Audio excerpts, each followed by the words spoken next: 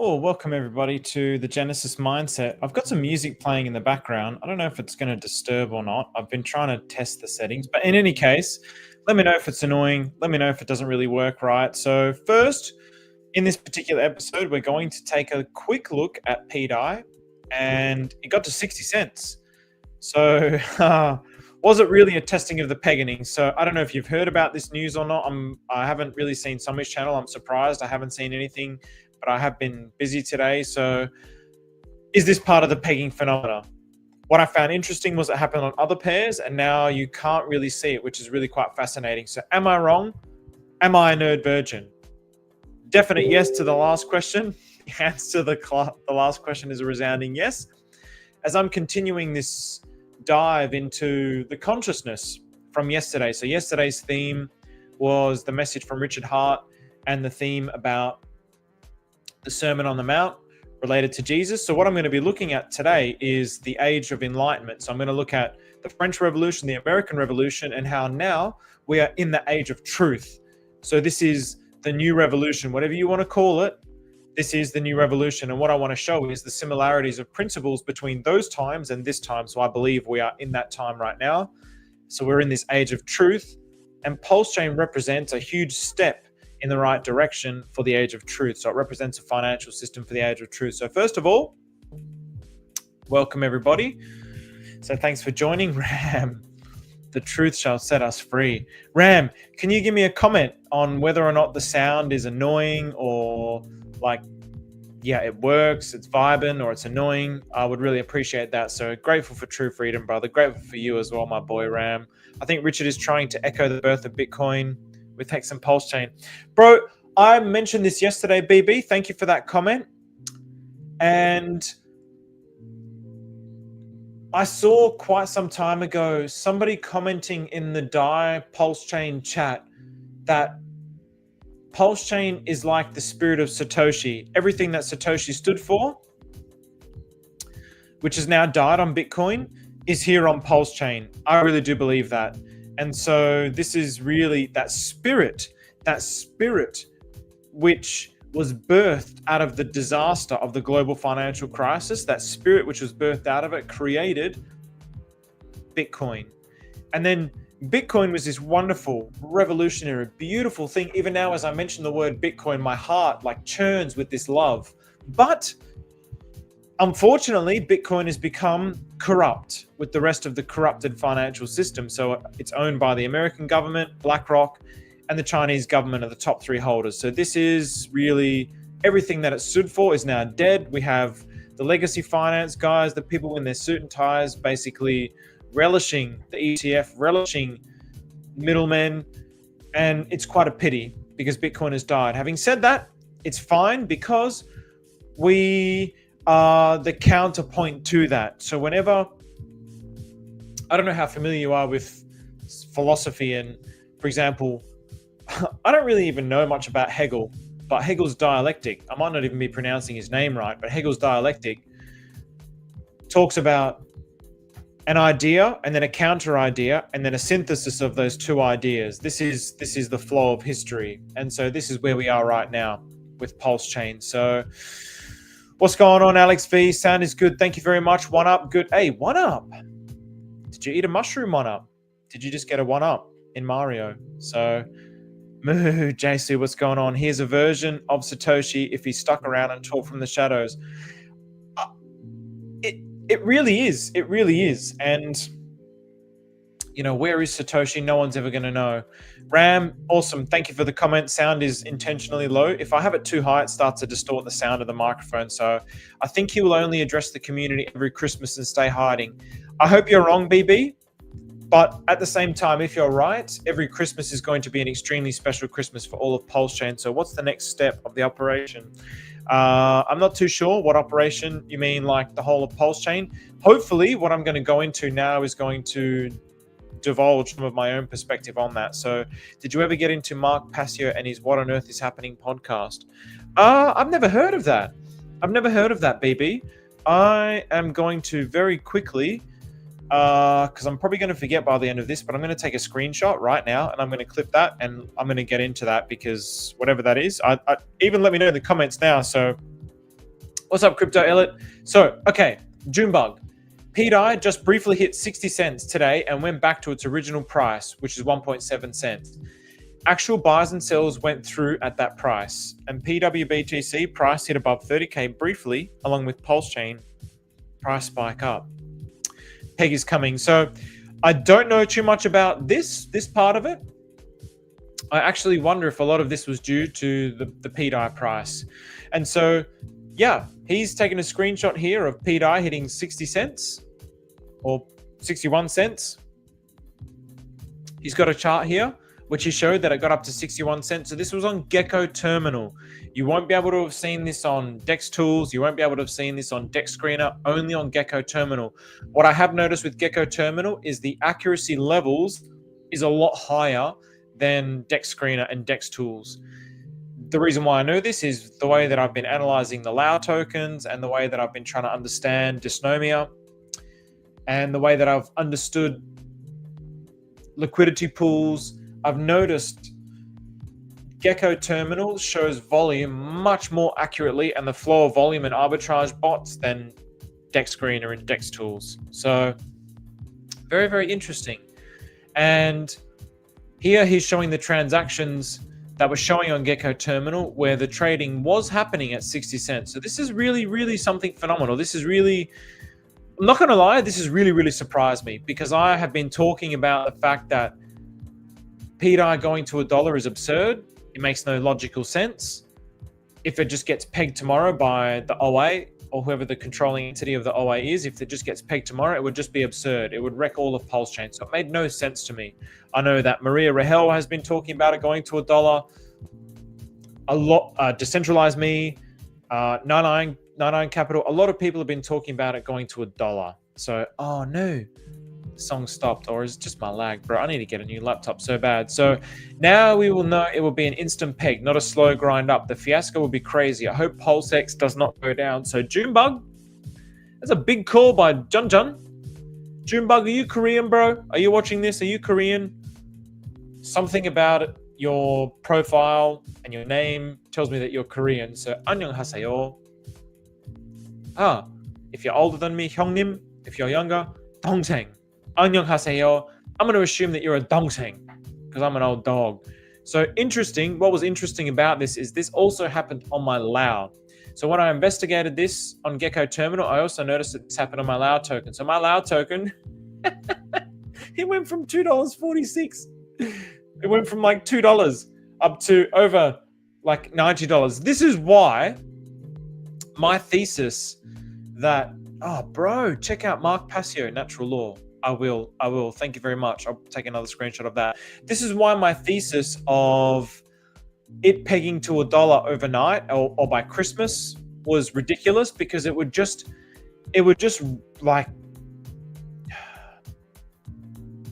mess up every single liquidity pool that DAI stablecoin is connected to. So my Lao token, my Lao token, the DAI stablecoin. Oh, let's have a look now very quickly. So at the moment it's a 2.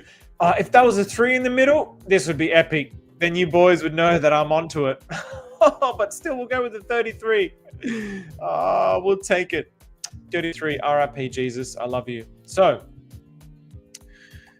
I'm going to copy and paste this here. But what I did notice, I could see this earlier in the morning today, but now I can no longer see it. So Gecko Terminal has this funny sort of weird, bizarre stuff that happens where now this is happening also. It's happening on the DAI to Pulsechain. So I could have seen this morning, but now it's not showing any data. So it's almost like it kind of like overflows the data or something along those lines, where it just kind of like wigs it out. It basically sort of short circuits everything. So yeah, this also is like, on some level, whether this means that Gecko Terminal just had a bug or something where it just wasn't able to read the information, and now it's kind of wigged out. And we can see this with obviously this chart, which I could see in the morning, and this chart, which I could see in the morning. So whether it's kind of some kind of wig out by Gecko Terminal showing this 60 cents, or if it's such high volume that it's, well, so many transactions that's flowing through here that Gecko Terminal kind of like pooped its pants because it's like, I can't handle this degree of volume. So it's very interesting. I don't really know what the perspective is on that. So, but yes, the fact that this is the reason why my thesis stands as it can't actually go to $1 overnight. Because if that happens, I mean, look at this liquidity pool, and I want to show you this liquidity pool. How much DAI do I have? So this is my Lao token. DAI is ranked, oh my God, 1, 2, 3, 4, 5, 6, 7, 8, 9, 10, 11, 12. Let's just say in the 30s to 40s. Let's say the 40s to 50s. And so there's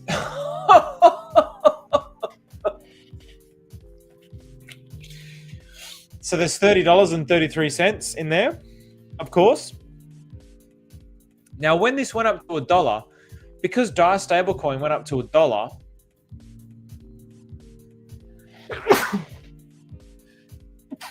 excuse me, sorry, the hay fever's really wrecking me on these late night streams. When it got up to $1, it drove the price of this liquidity pool all the way up here. So it, I mean, even then, it doesn't really make too much sense. So the quoted amount of DAI in this pool this is why it's kind of not making a lot of sense. So there was $893 in this pool. So if DAI went up to $1, it still means there's only going to be like $893 plus $893 on this side. But because it's locked in a ratio, as the DAI goes up to $1, the coexistent Steven token, of course, is going to get dragged up with it. Actually, but even then, it just, I don't know. It seems more like a wig out to me, but I really don't know. But the fact that there was this thing that happened, this phenomena that happened. Excuse me, I'm really conscious of my nose now and my breath and how annoying this might sound. So update, this was on Gecko Terminal, which utilizes a raw data, and it lasted around 10 minutes, does not show on DEX Tools or DEX Screener, which verifies data by checking ratios, etc.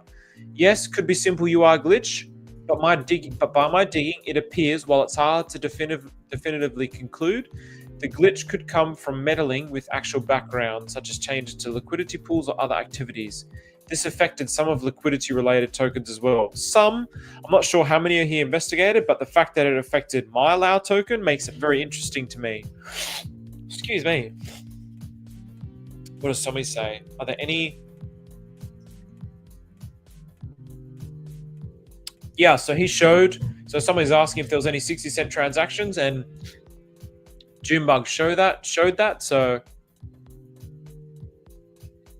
is that a face of Somi? Too broke too soon. Is that a face of Somi?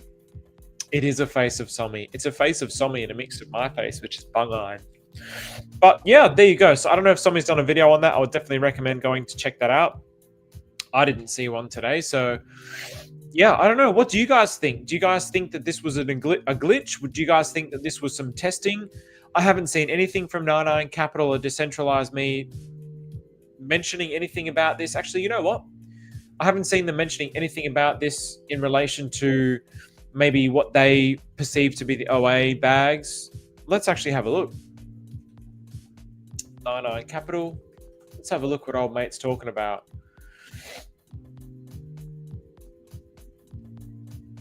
Let's see if he made a comment on this. So January 28th. No, he hasn't commented at all on this. I mean, he could be spending time with his family and his friends. What did Decentralize Me say anything?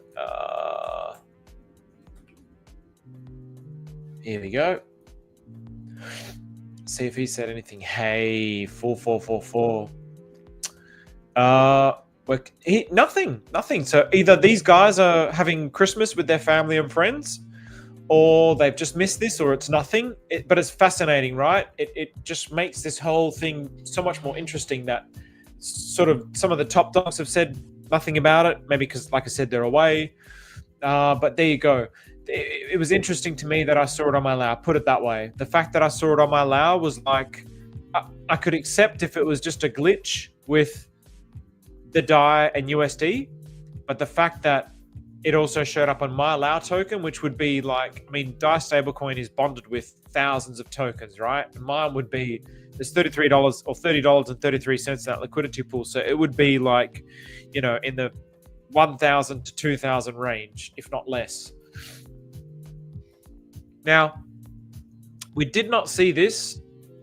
Like I said, we didn't see this at all on, what's this thing called? Dex Screener. We didn't see this at all. There was no signs of this on Dex Screener. So I believe it happened around, what date is it today? The 27th. I think it happened basically at midnight for me. So it was around this. Wow. Interesting. So, wow. Interesting. Look at this. I mean, there's a gigantic sell candle here. So it kind of means either it was some kind of a bug that the candle or the amount of cells that came through Gecko Terminal misread it in some way, or Gecko Terminal read it accurately and everything else read it accurately, and it was so much information or so much data of selling that it kind of made Gecko Terminal wig out with DAI stablecoin related pairs. So I'd love to know what you guys think. You guys and girls, I should say. So how to buy teddy bear. Oh, Finna Healthier, how to buy teddy bear. This is not that kind of episode, but you know what? I will go into this in just a minute. But first of all, I just want to, again, I just put out a positive, for me, this is a positive post. It's dipping down. If we truly believe that this is going to $1, as low as it can get before we get the parabolic run, as low as it can possibly get is a blessing. Every day that it's below $1 is a blessing because it's a day for accumulation. So as low as it can possibly get, I'm begging, I'm willing, I'm trying to put it out into the universe. I'm saying, hey, it's going to come down to here. It's going to come down to this yellow thing. I'm wanting it to come down to there. I've got I had my little draw symbol down there. It got down to, I mean, it got close. It got down to the 1.5 cent mark, which was also a very key level because the 1.5 cent mark is here. It's a very key level, but this is like a Fibonacci level. So if it gets down to here, let's see. The fact that, I mean, I don't usually look at timeframes this quick, but it pulled down, it sold down fast, but then it bought up fast. But then it rejected this level, which is a key Fibonacci level. So I'm really going to be interested to see if it can get down to here. So I currently am sitting on some fresh fiat for someone whose portfolio I'm helping them, I'm sort of advising them on. And so I'm kind of waiting for that point to purchase, but I also might start scaling in now. So, excuse me. And that's using Internet Money Wallet.io. So what is this? What chart is this? The Atropa ecosystem. So how to buy teddy bear to Finna Healthier Life. Of Finer Healthier Life, my apologies. Teddy bear, let's have a look. So you want to look for the teddy, I mean, look, there's multiple ways to verify these things, and I would strongly recommend verifying them in multiple ways. One of them is through Telegram, the Telegram Atropa new contracts. You might be able to find it in there. There's also some websites out there, which will be linked in the description below. Otherwise,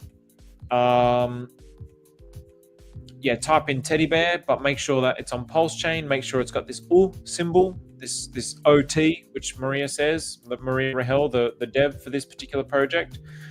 Wouldn't that be cool if it was 77.7 million? Wouldn't that be just epic right now? But in any case, I'm not going to give you the contract address, but if you're looking at the screen, you'll be able to see. So Daddy Hexlar, what's going on? Bless you too, bro. I appreciate your positivity, man. I really do. Wouldn't it be recorded in the chart if the price went up to 60 cents?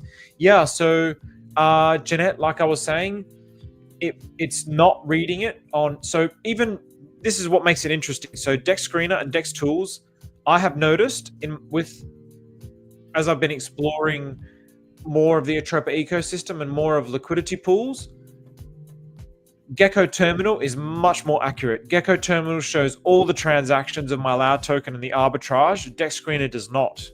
So you won't see it on these, but you did see it on Dex Screener. But the thing is now you no longer see it on Dex Screener. It's saying no data here. So it's almost like what's the word? It's such a simple word.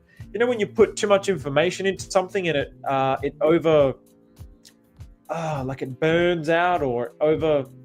Oh, there's a word for it, but I can't think of the word for some reason. So, Merry Pegmas. Hello, Mike. What's going on, bro? How can there be no signs on the chart? Yeah, so yeah, hopefully that clears that up. Jeanette, hopefully I'm pronouncing your name wrong as too. I saw that too on Gecko Terminal. I think, yeah, a lot of people did. So I think the blip shows how most, if not all, bonds. Yes, it does. But what I'm interested in is whether the blip was actually something that happened on chain, and it was like whoever is controlling a huge bag is basically manipulating something to get, like, to test the peg mechanism, which is what the speculation that was going around, or whether it was just some kind of glitch because we had this huge volume that occurred on this day, which you can't see on the chart at the moment, but there was a huge volume that occurred at that particular time. So whether or not the huge volume spike wigged out the Gecko Terminal system. Very interesting. It all goes back to communication through the blockchain. Bro, communication through the blockchain, I'm going to delve into this when we get to the nerd version part of things, because communication through the blockchain is really, it's a really interesting concept that's emerging on Pulsechain. So pDAI should go to $1 now. Don't give Steven a buy. You know, Crypto Elliot. Give Steven a buy. Well, you know what? Steven doesn't need a buy. It's for Steven's friends, all right? So give Steven's friends a buy. Teddy Bear, buy ETH in centralized exchange and then swap to USDC or Pulse for Teddy via PulseX. Yeah, and you can even use like PulseX as an auto router, but I wouldn't recommend the auto router. I would recommend looking at something like Liquidity Pools Versal.app, which also is linked in the description, copying and pasting the Teddy Bear contract into here and going through the thickest liquidity pools and finding the right kinds of liquidity pools. So for example, if you were to, don't do this. It's only just because this is here. If you wanted to buy Coexistent Steven, the best liquidity route you could go through is Affection. And if you wanted to know what the best liquidity route with Affection is, you would get the Affection contract address and you would do this same process with Liquidity Pools Versal.app. So you would buy, for example, Pulsechain to Affection and then Affection to Coexistent Steven. So you would do the same with Teddy Bear. So FR, yo, what's going on, brother? Yeah, they're all different, Jeanette. It's really fascinating. It makes things a little bit tricky to navigate. So in Aussie lingo, probably just totally fucked. Totally fucked. Yeah, wigged out. There's a word for it. A short circuit. That's the word that I was thinking of. Short circuit. When you short circuit something, it's like, did we just short circuit Gecko Terminal, or did it just become totally fucked? Dex needs to get more accurate, otherwise it can't be trusted. I would agree.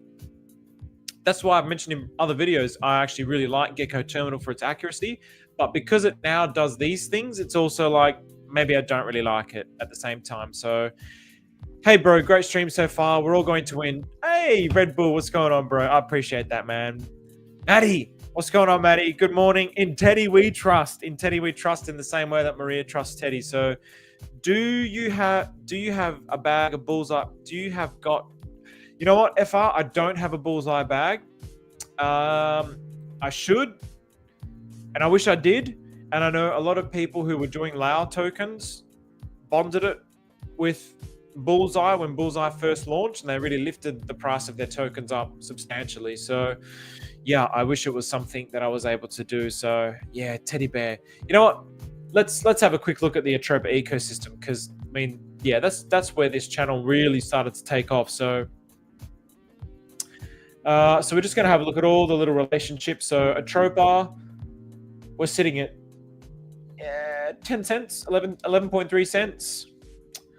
Teddy Bear also looking very strong. We had broken all-time highs just recently. BFF at the late. Oh, wow. BFF at the late dipped again below 8K. Wow, I didn't know that. So really, it's good to pay attention to these sorts of things.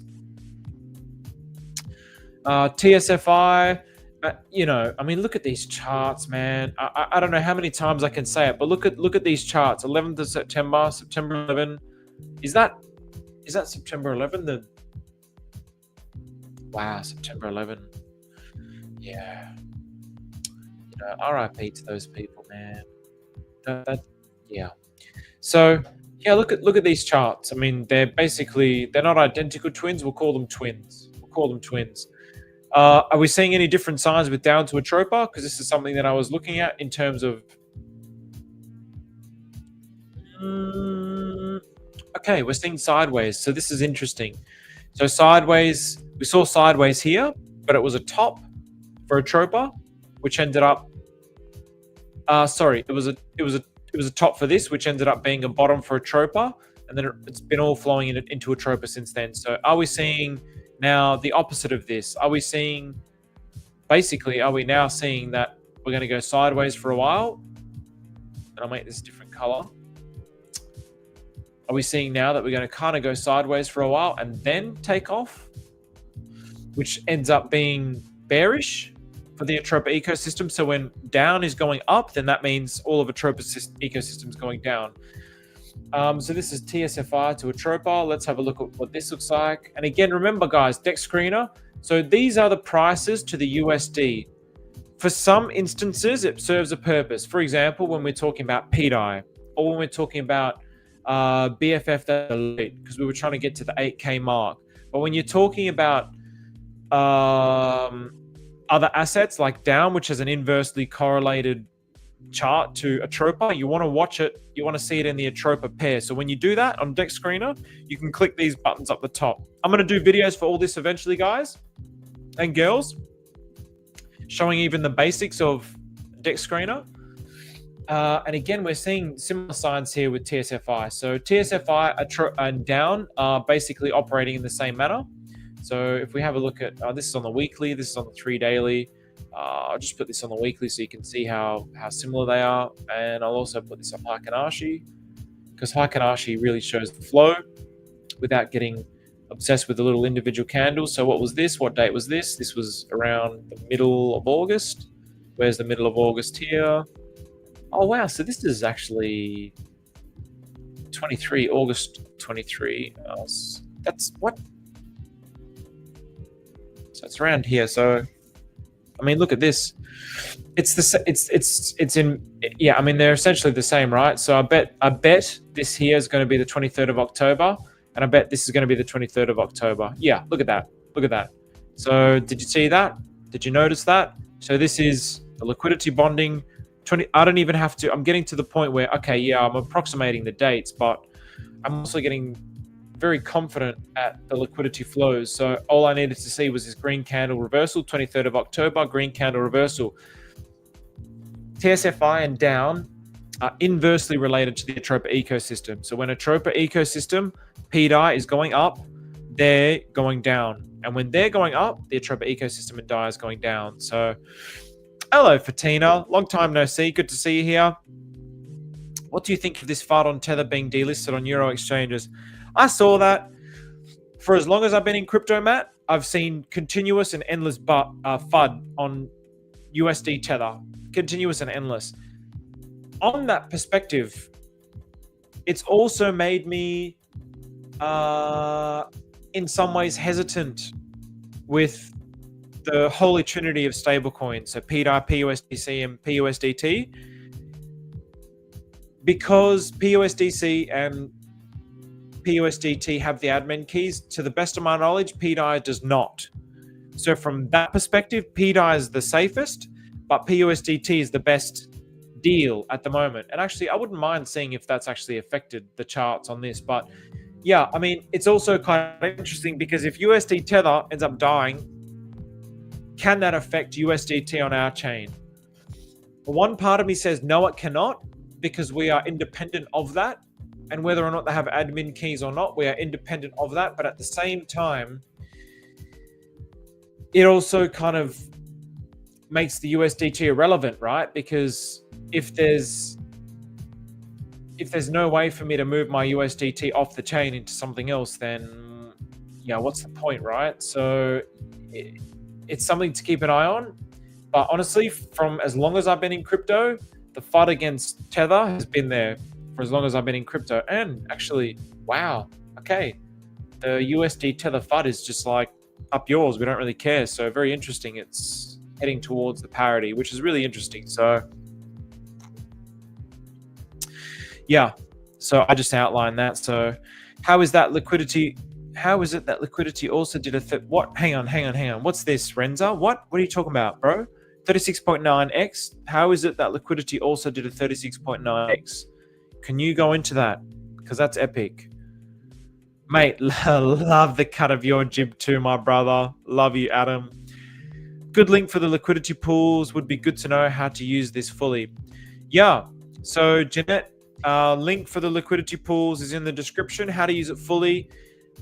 It's one of those things where I've been sharing it continuously in streams and videos, but I think eventually it will get down to a point where hopefully it'll be like, you know, Crypto 101, 5-minute videos. At the moment, all how to use it is like dispersed across dozens of videos in dozens of hours. So eventually we'll get to the point where it's all short form. Look at the screenshots of when price was 61. What? How is it that liquidity also did at 69x? Hang on a minute. What are we talking about here, my brother? So look at the screenshots of when price was 61 cents. So here, how is it that liquidity did a 36.9x? So where's the liquidity? Don't you tell me. So this is data Pulsechain. Let's have a look at this. Let's have a look if our boy has spotted something here. Oh, don't you? Let's have a look. Okay, let's have a look. Okay, so what are we going here? So 2.05 times 36.9. What number did we see here? Wow. That's really interesting, man. And I wonder what the liquidity was before and after this. So at the moment, the liquidity's 2.04 million, but at the time where it did the 36.9, maybe it was. Wow, that's epic, man. Wow. Ranza, epic, bro, epic. Let's go with that. Let's go with this as being another sign. So Aaron Mitchell, I agree. Ram, I agree. This is another sign. So I would love to know what the liquidity was before this actually happened. Is there, for goodness sakes, there's really no way to tell. How do we tell? What the liquidity could have been? There's really no way to tell, unfortunately.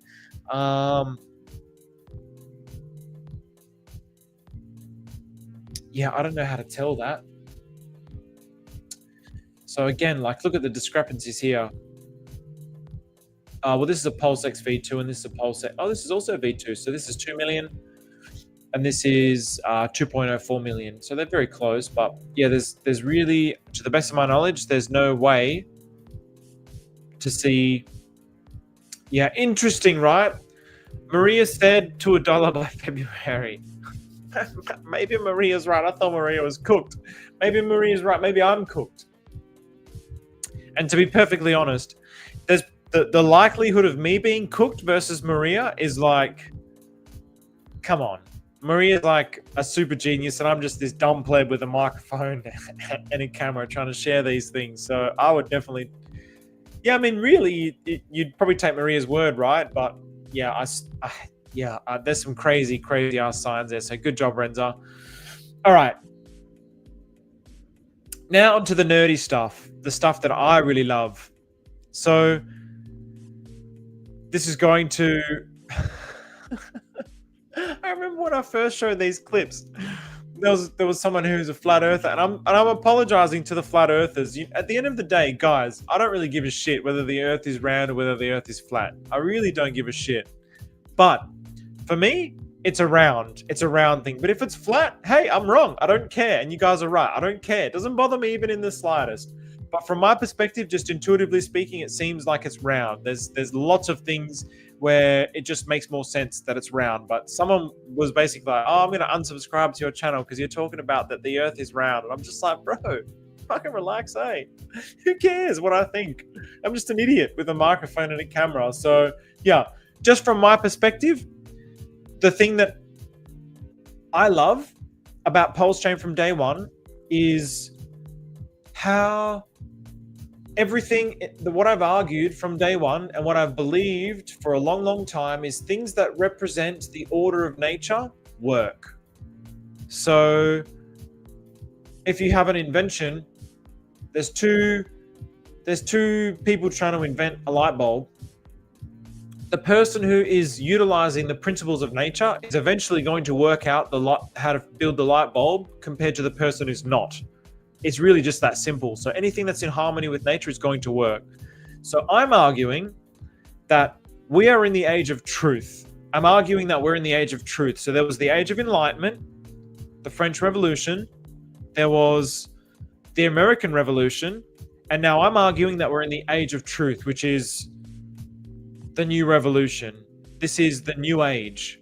So we've been living under this age, this previous age, but just like all things in society, all things in life, things that don't represent nature, they will serve their purpose up until a particular point. And then up until that particular point, they end up failing because they're not in harmony with truth. They're not in harmony with nature. So what I'm saying here is, for me, this is like the logic of the way that I see it. So yeah, the universe is a gigantic interconnected web. So it's just one universe. It's one totality. The earth is a gigantic interconnected web. It's one totality. We look at, oh, that's a bird. Oh, that's a flower. Oh, that's a bug. But it's all just the one thing. From the perspective of the universe, it's all just the one thing. Humans is also just the one thing.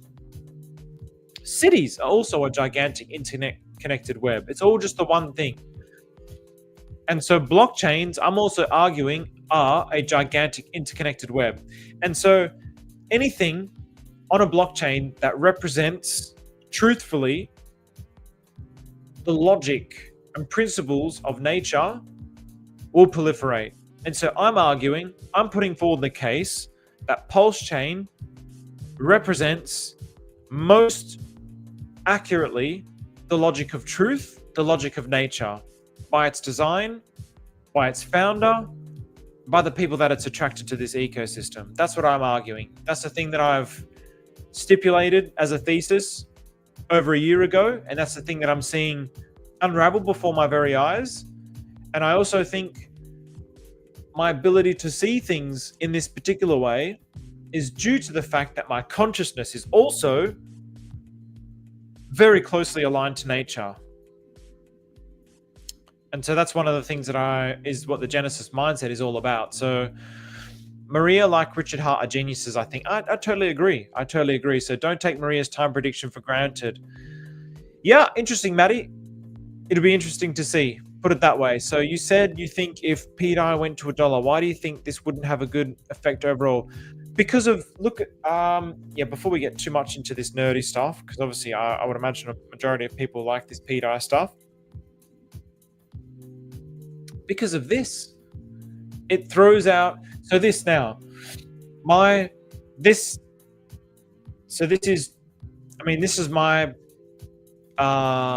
is my Lao token, which jumped from $2 up to almost $100. So what we can set, let's say for the culture, 93.33 cents for the culture. It got up to there, and to be perfectly honest, it's about 1/3 of the way up. So because of that, anything that's bonded with pDAI is also going to jump in this manner, which means it's not just people who hold DAI stablecoin that become millionaires overnight if you have $1 million DAI stablecoin. It's myself who has a Lao token, where my Lao token becomes $93 overnight. I'll just dump the shit out of it. It's going to be very, very tricky. It's going to be very tricky. Would I do that? Knowing that it could destroy the chain. It's a very interesting question to pose to oneself. And honestly speaking, I would sell some things, taking advantage of this opportunity, knowing that the majority of people on Pulsechain are probably going to do the same.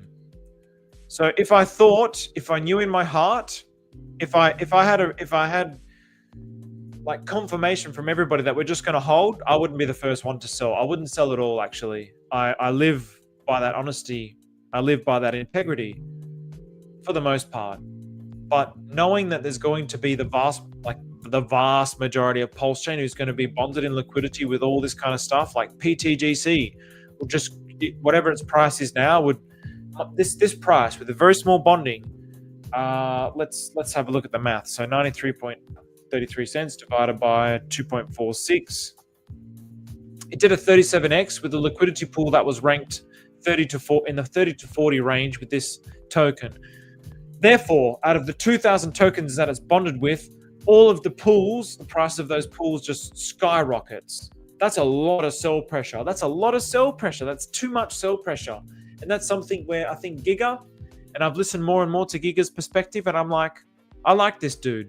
I like this dude. I like that he's presenting a counter argument. I don't like that he's being like condemned and scorned at, because he's presenting a counter narrative that's counter to, oh, pDAI's just going to peg by tomorrow. Oh, yeah. You know, let's be realistic here. I like that there's this kind of debate, this open debate. That's what I like. I like getting to the truth of things. I don't want just like, oh, the dopamine hit of getting to $1 by tomorrow. I think it's absurd. And so I think, I don't know, man. I don't know whether this was a test. Again, like, don't listen to what I'm saying, but for me, it's not going to happen. But I mean, if Maria says it's going to happen, then that makes things very interesting, because I really trust a lot of what Maria says. So the Earth is flat in 2D dimension. So there we go. The messenger is a very critical part. Oh, you know what, bro? I appreciate that. I really appreciate that, because I feel like, and I'm going to go into that, it's hard not to be. I feel like I'm part of that flow of whatever the message, that word that gets out. So, okay, so, oh no, the title is supposed to be something different, because this is borrowed from an old thing. So, again, I'm going to look at the principles of the Age of Enlightenment and the French Revolution and the American Revolution, and compare that now to where we are. So, this is supposed to say pretend this says the principles of the American Revolution, the French Revolution, and the American Revolution. So, first of all, what were the defining features? So, the printing press and the spread of information. Oh, gosh darn it. I really should have checked this before. I can see in the future here, it's not looking too good. In any case, so yeah, the printing press and the spread of information, the things which helped contribute to that. So now I look at, there was a particular point in time prior to the printing press where the dissemination of information was controlled by, let's say, the governing bodies, the power bodies, which would have been the church. That would have been the authority of the time. So through the Bible, through the church, they spread their message, which kept them in power.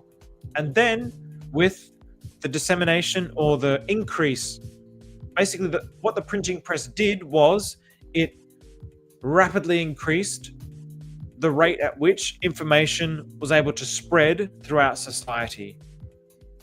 That's what led to one of the key defining features of the French Revolution and the American Revolution. So the spread of information and the speed at which the information could spread. So now the blockchain is freedom of speech. So this is very interesting.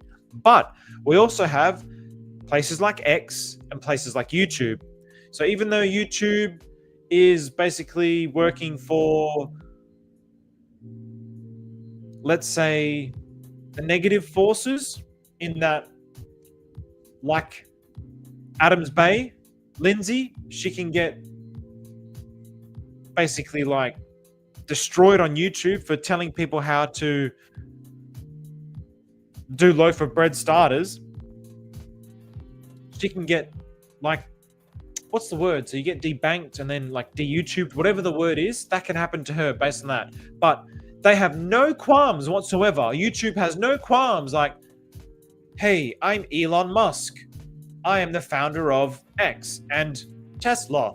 You can send 3 Bitcoin to this dollar address and I will send you 6 Bitcoin in return. It's like, Bro, you can't tell me that your algorithms can't identify this as a fucking scam. I shouldn't swear, but you can't. Actually, you know what? Yeah, my energy's very high. So you can't tell me that they don't know that that's a scam. So they don't care about protecting scams. They only care about their bottom line, their profit. What they do care about is protecting the institutions which uphold them, which is why people like Lindsay get de-YouTube, which is probably why maybe in the future I'll get de-YouTubed. Who knows? X is another place where, thanks to Elon Musk, it's like the town square of the internet.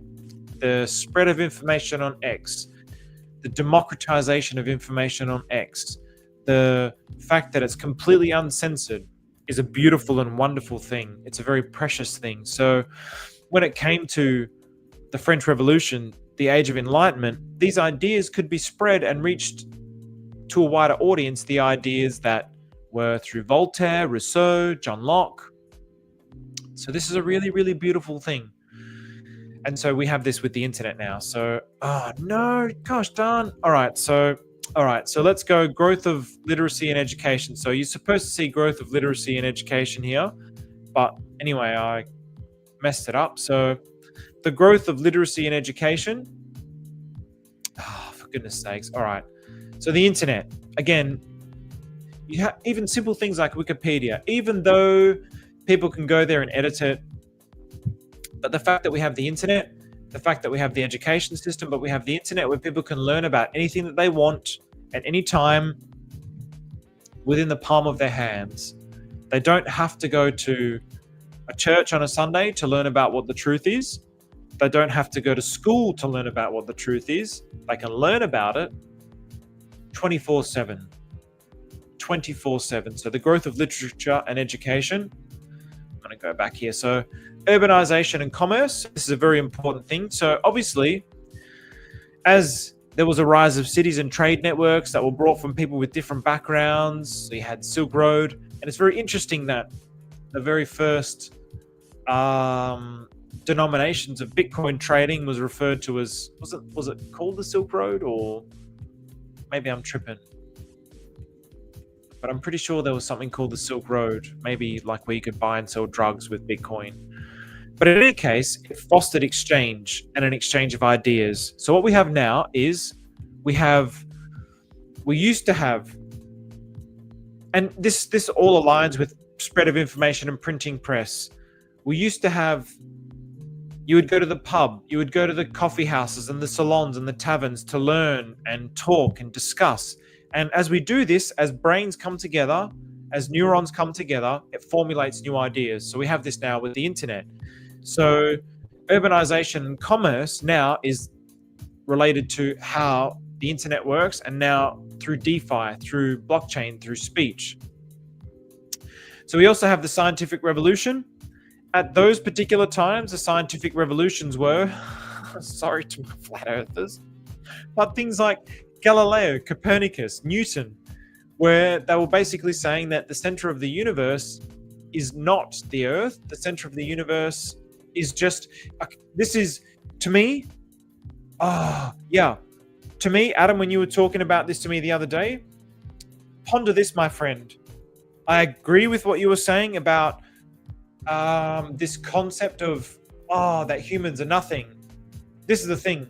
It's like a dualistic, it's like the unity of the two. So if you look at Hegel's dialectic, look at Hegel's dialectic and what that means, and think about that principle related to this. So the old way is that humans are the center of the earth is the center of the universe. Humans are the center of the universe. It's a very egocentric perspective. The opposite end of the spectrum is humans are nothing. We're useless. We're worthless. The internet, the universe is infinite, and so we're nothing. What I'm saying, or what I'm believing in, is let's bring those two together.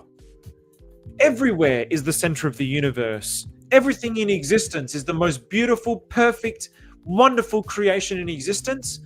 But still, the principles of science, this is why I believe that the earth is not flat. This is why I believe like this concept of this rotating thing and this thing that moves through space is just such a beautiful epic. It's like this infinite universe emptiness. It's beautiful and it's epic, and every single thing, because the universe is infinite, every single thing in existence is the center of the universe. So it's not just the earth, every single individual is the center of the universe. How epic is that?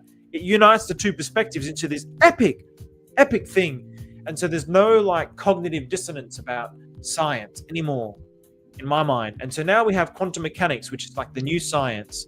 So because of this new science of quantum mechanics, Einstein called it, what did he say? Spooky action at a distance. He couldn't reconcile the theory of relativity with quantum mechanics. So quantum mechanics is at the fringe, it's the cutting edge. But now we're really getting close to what is quantum mechanics. One of the books that I read was one book that I read many years ago was that the universe itself is consciousness. And it was like theoretical quantum physicists who were postulating that the universe itself is consciousness. And they couldn't conclude to anything else other than that, based on quantum mechanics. And it's just theoretical physics, right? So they're theorizing. Very, very fascinating book. The next thing, religious reformation and secularism. So again, I am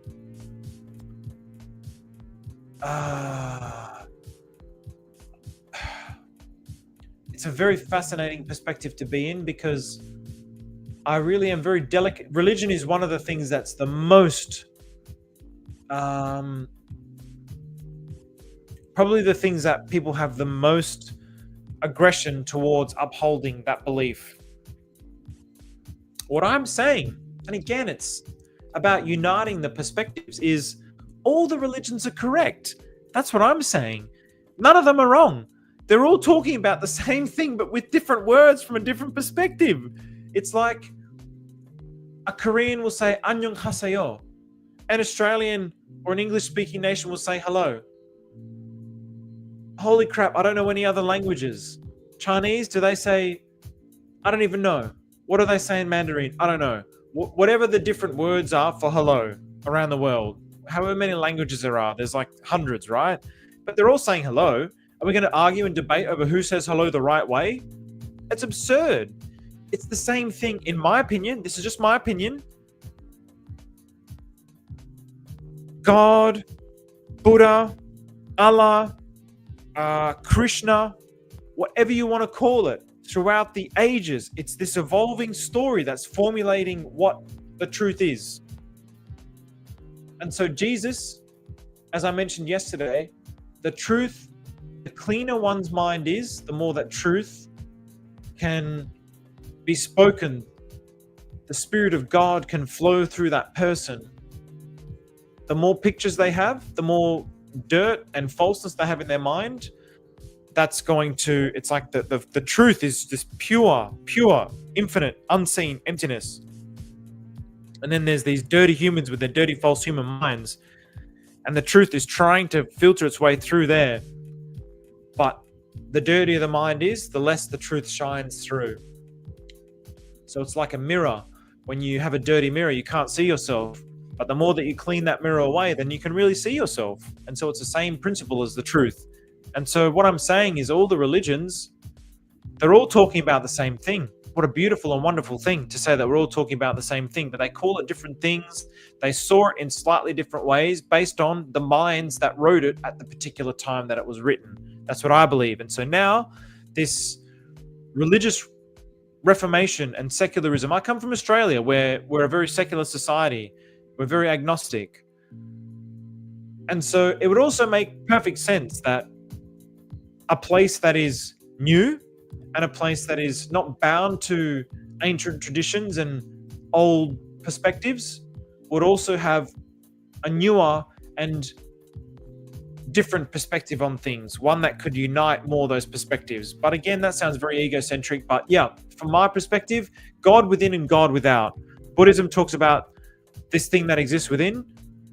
All the religions talk about this thing that exists without. But in actuality, they're also talking about the thing that exists within. So I'm saying that we are in this period now where, as a result of quantum mechanics, as a result of science, it's uniting, in my opinion, the concepts of religion, it's uniting the concepts of meditation, it's uniting the concepts of all of those things into one.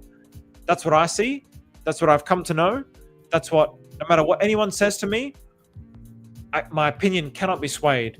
I'm even talking to a friend who thinks that he knows my perspective, and he talks about his DMT experiences, and I have people telling me about their DMT experiences. I have these experiences do not come from DMT. DMT is just an illusion of the subconscious mind. All DMT is doing is releasing those chemicals in your mind, and it's just filtering that truth through your subconscious, which is full of falseness. So yeah, of course, it feels real, it looks real, and it's talking about those things, same as near-death experiences, but it's not actually the real thing.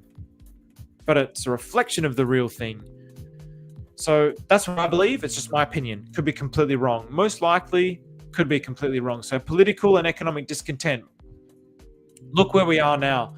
We're in a world where there's this division between nations and globalism and this fight of this one world, which in actuality is a beautiful thing.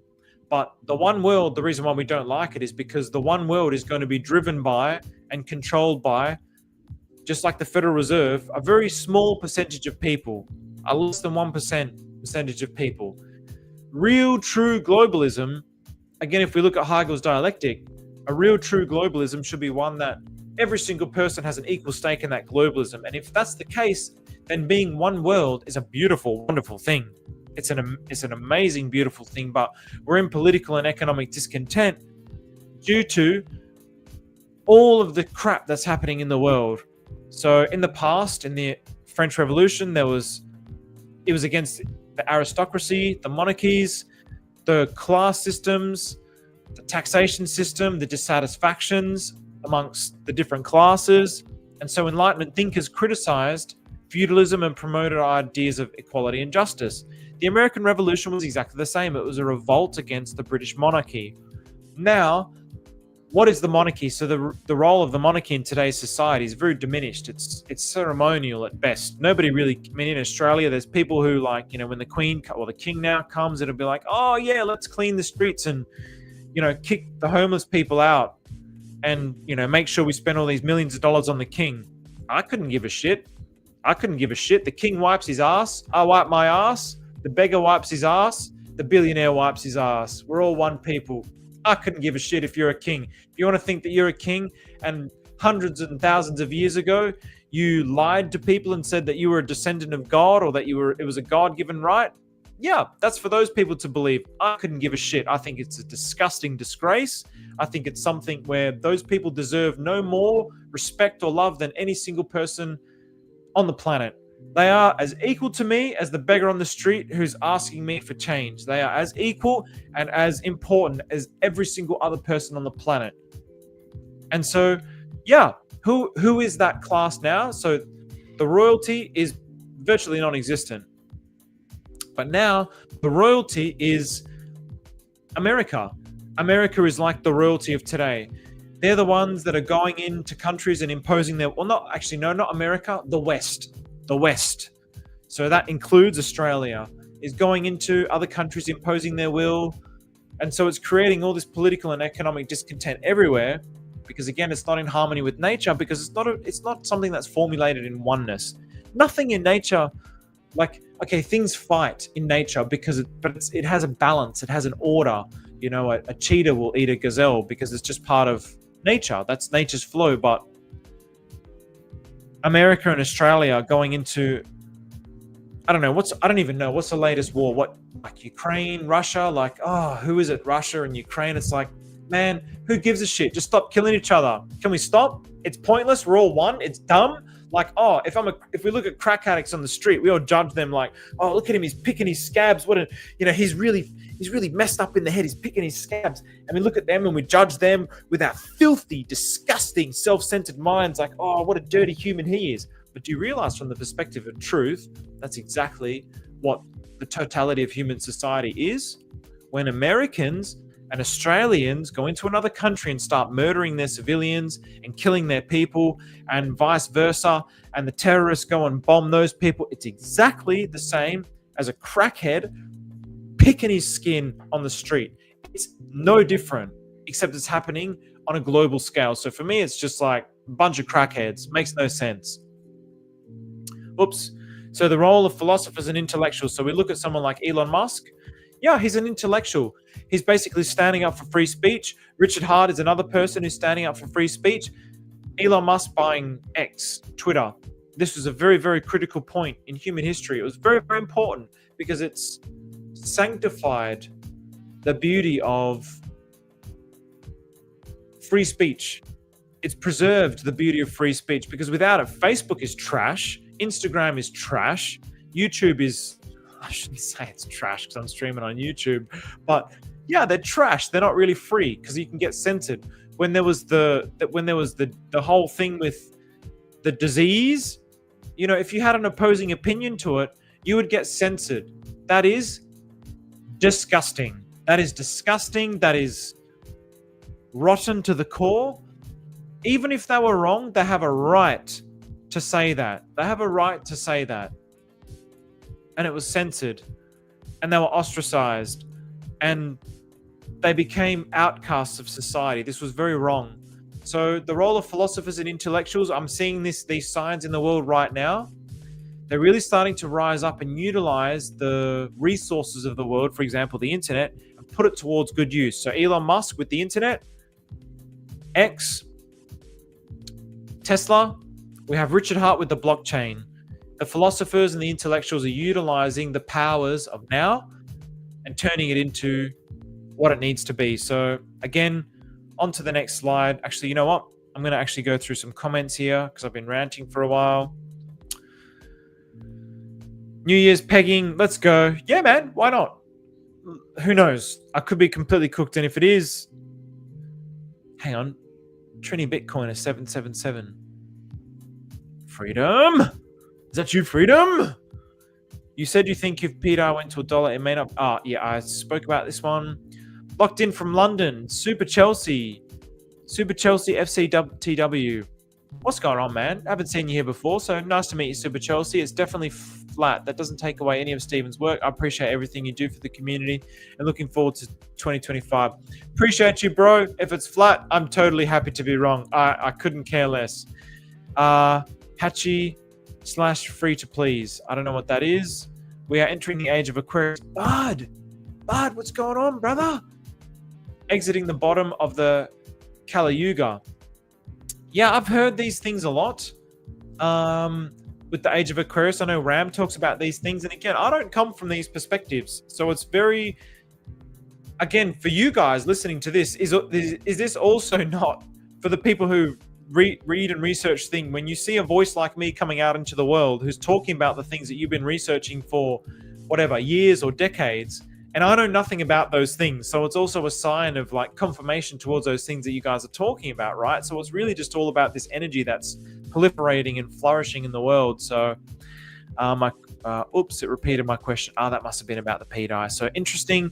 Pulse, PulseX, and Hex all have a factor of 6. It actually is 666. But I know this in nature, it is a carbon and human life code, but it's also been inverted to the devil. Actually, a factor of 6. What do you mean by that? About Pulse and PulseX and Hex being a factor of 6? I'd love to know that. And also, yeah, carbon is like the building blocks of everything. I mean, come on, flat earthers. Okay, even if you're a flat earther, is that not an epic perspective that you have, like this infinite universe emptiness, like, bro, infinite. In other words, it goes on forever and ever and ever and ever and ever and ever and ever and ever.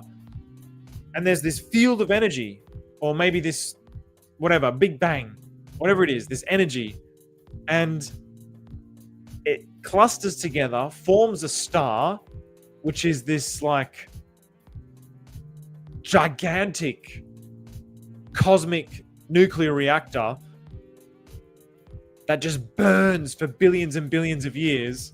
And then when it expends all its energy, it contracts and explodes. And it creates minerals. And then those minerals are out there in the cosmic infinity.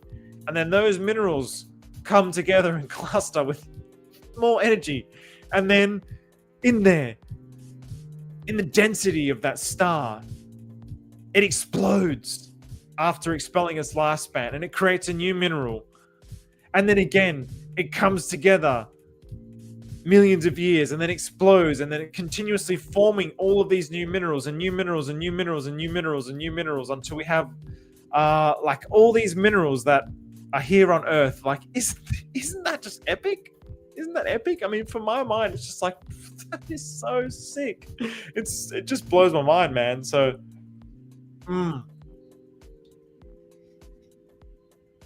yeah, man. When we peg, we win. You know what? I'm saying, I agree, but I'm saying we've already won. Time is nothing. The future, the past, we're just living in the eternal now. And I can sense the future. And in the future, we've already won. We've already won. It's not even that I can sense the future. It's just about observing. It's just you could say it's pattern recognition or sensing the future, whatever you want to call it. But we've already won. You can't take away these facts, in my opinion. So yeah, when we peg, we win. I mean, that's a confirmation of the win. So even when I dislike others' ways, it's a reflection of me. Ram, you've got it, man. Exactly. Your last description was almost poetic, aligning with nature and truth. I don't remember what that last description was, but I appreciate that, Mark. Well, that's a really nice comment to hear. So I'm sure a lot will sell, but not their whole bags. Surely a lot will go into farming. Yeah, look, so Puffy, this was obviously when I was talking about pDAI going to $1, and if it just dollared overnight, if it just dollared overnight, I don't see that. I mean, if it goes to $1 overnight, and then also all these farms get released overnight, and there's also all these ways where I can actually put my stable coins to overnight, then maybe not. Maybe that would help it deter from just dumping. But yeah, like I mentioned before, I mean, Giga puts a lot of good perspectives forward about there needs to be some sort of backing asset to the peg. It's just, yeah, I don't know. So it just seems logical to me. So peg equals stable pools or sell. Yeah, look, yeah, agreed. Peg is coming soon. TikTok. People love FOMO. Good to be relaxed. I agree, Maddie. It's good to be relaxed. Wow, there's so many comments in here. Holy crap. So, all right, let me go through some of these comments. So I've dropped 3 zeros since June on my token. What's your token, Michael? You can chill your token in here. They'll probably try to incentivize holding. I would agree with that, Jeanette. If RH posted a GRBT billboard saying peg tomorrow, people would still come up reasons why it cannot be. So many clues is crazy. You're probably right, Zombie Robot. You're probably right, man. Exactly. I would agree. There'll still be people who don't believe. So probably P stable swap yield.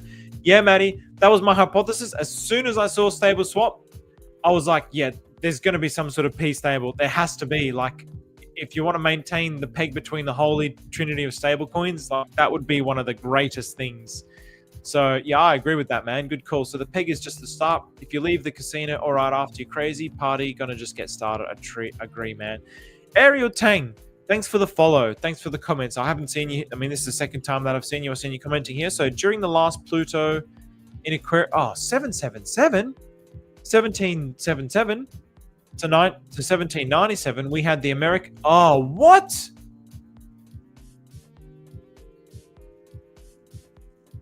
What? Hang on a second. Are you telling me?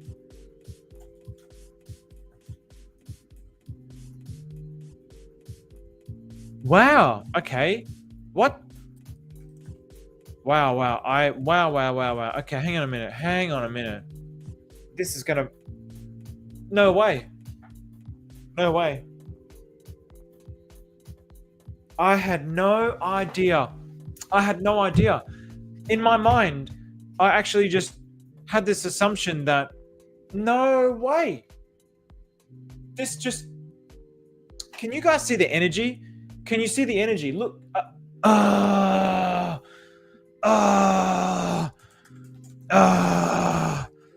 Holy shit. I had no idea.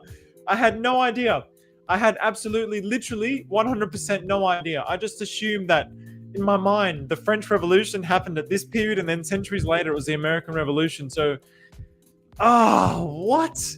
I didn't know that they were basically happening side by side on opposite sides of the world. So when the energy is there, When the energy is there, humans think that I'm this individual thing that exists. No. The winter happened. It's so hard to make these arguments when it comes to putting this in the perspective of the flat earth. I don't know what the flat earth perspective is, but I'm going to use the heliocentric model. So yeah, when it's summertime, we're closer to the sun. When it's the winter time, we're further away from the sun. And so the different seasons happen in relationship to our distance to the sun and the rotation of the earth in relation to the distance to the sun. So what happens according to the conditions? It happens according to the energy. The fact that this thing happened side by side across opposite sides of the world, I had absolutely, literally no idea. Literally 100% no idea. So the French Revolution happened after the American Revolution. So the American Revolution came first and the French Revolution. So there was this energy that was in the world. So what I was getting at with the seasons is everything in nature is just this one thing. It's just this one thing. It's just this one flow of energy.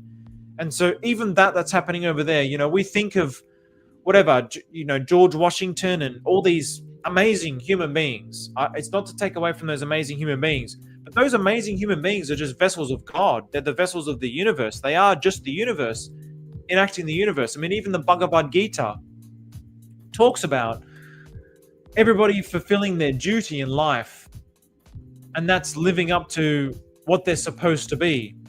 And it's the same as like George Washington living up to his purpose, who he is. It's the same thing.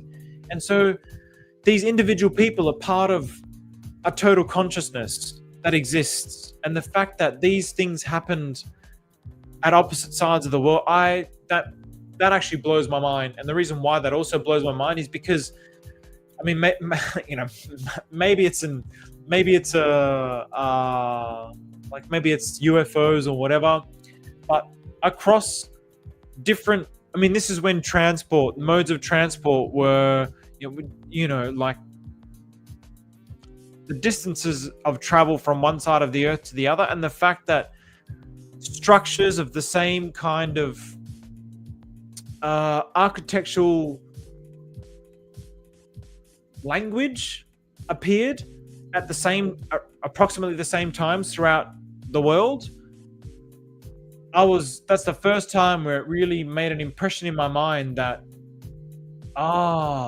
like even there's this global consciousness. There's this, what is it, the 10,000 monkey effect. There's this thing which unites all of us. There's this consciousness which unites all of us. So even while these people are building structures here on one side of the world, other people on the other side of the world are also building structures of the same nature. So it's just this spirit, this energy that's flowing through humanity that's realizing itself over time. And it's happening in this society, in that society, in that society. And the fact that actually blows my fucking mind. I shouldn't swear. I've got to stop swearing. But that's how much my mind is blown. I had no idea that they happen so close to each other. That's just like, okay, yeah, that's like, wow, okay, so that was the age of Aquarius in the past, so there you go. So yeah, let's get back into this. That's epic. So actually, I'm going to get back into some of these comments first. You know what? I might actually switch up the beats here. Let's go into space. This is called Into Space. But anyway, hopefully this music is it better with music or not better with music? I don't know. So yeah, meanwhile, Flat Earth gets shadow banned. And it shouldn't. It shouldn't. Who cares? If people want to have that opinion, let them have that opinion, right? Again, I couldn't care less. So smash the likes to pump Pete. I agree. Every person is a mini replica of the universe. Moksha, the divine part and everything. Agreed, Maddie. So this probably goes back to my comments about... Actually, you know what? I don't like the vibe of this. I'm going to go back to daydreaming. Yeah, so I agree with that, Maddie. So every single human is the center of the universe. Every single bug is the center of the universe. Because if the universe is infinite, then the conception of the center of something is every single thing in existence being the center of something. Right down to every single cell in this body is also, in its own way, the center of the universe. It's a beautiful thing. Everything is simply consciousness experiencing itself eternally, in eternity.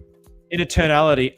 Ariel, yeah, I agree. Thank you. So what was this other part of your comment that I missed? So the American and French Revolution, this time until mid to January, so now until the 2044, we have Pulsechain revolution and more. So I believe Pulsechain is the financial revolution. So the revolution all of the structure of society has to move forward. It's not just like one thing that moves forward, like the whole structure of society moves forward. And so I'm arguing that Pulsechain is part of the financial aspect of society moving forward because we're in the age of truth. All right, so everything is simply yes. So we got that one. Thank you, is it Ariel or Ariel? I hope I get that right. So religion is hindering due to external attachment. Give it respect, old beliefs, then harness that power towards evolving. There was something that I saw.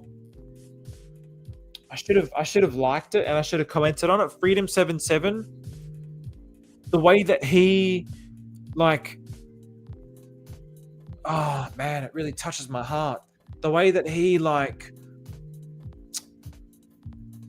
his statements about Christ and God and how the religion itself is not the answer. You have to look to Christ. You have to look to God. I was like, yes, freedom.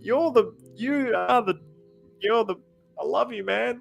And I should have said something, but I didn't. But I completely agree with that. So it's almost like there's these old things, these traditions that are keeping us bound, but the real truth is the truth that Christ was teaching. We should focus on the teachings of Christ and God, not even should I say this? No, I shouldn't. I really shouldn't. I really desperately want to, but I shouldn't, so I won't. But I'll say this, that God is the unseen. Christ, the true form of Christ, is the unseen. That's the true form of Christ, and I'll just leave it at that. Can't wait for you and Tommy to go viral as far. That'd be great. Tommy's definitely going to go viral. I'm not too sure about myself. So, Daddy Exler, let's go, bro. The Earth is flat as fuck. I love it. Mystic experiences are way more valuable than reading a book. I agree, Maddie. I agree with freedom of speech, but not without any standards, as total freedom can be used. Yes, this is very true. But then it doesn't become freedom of speech, right?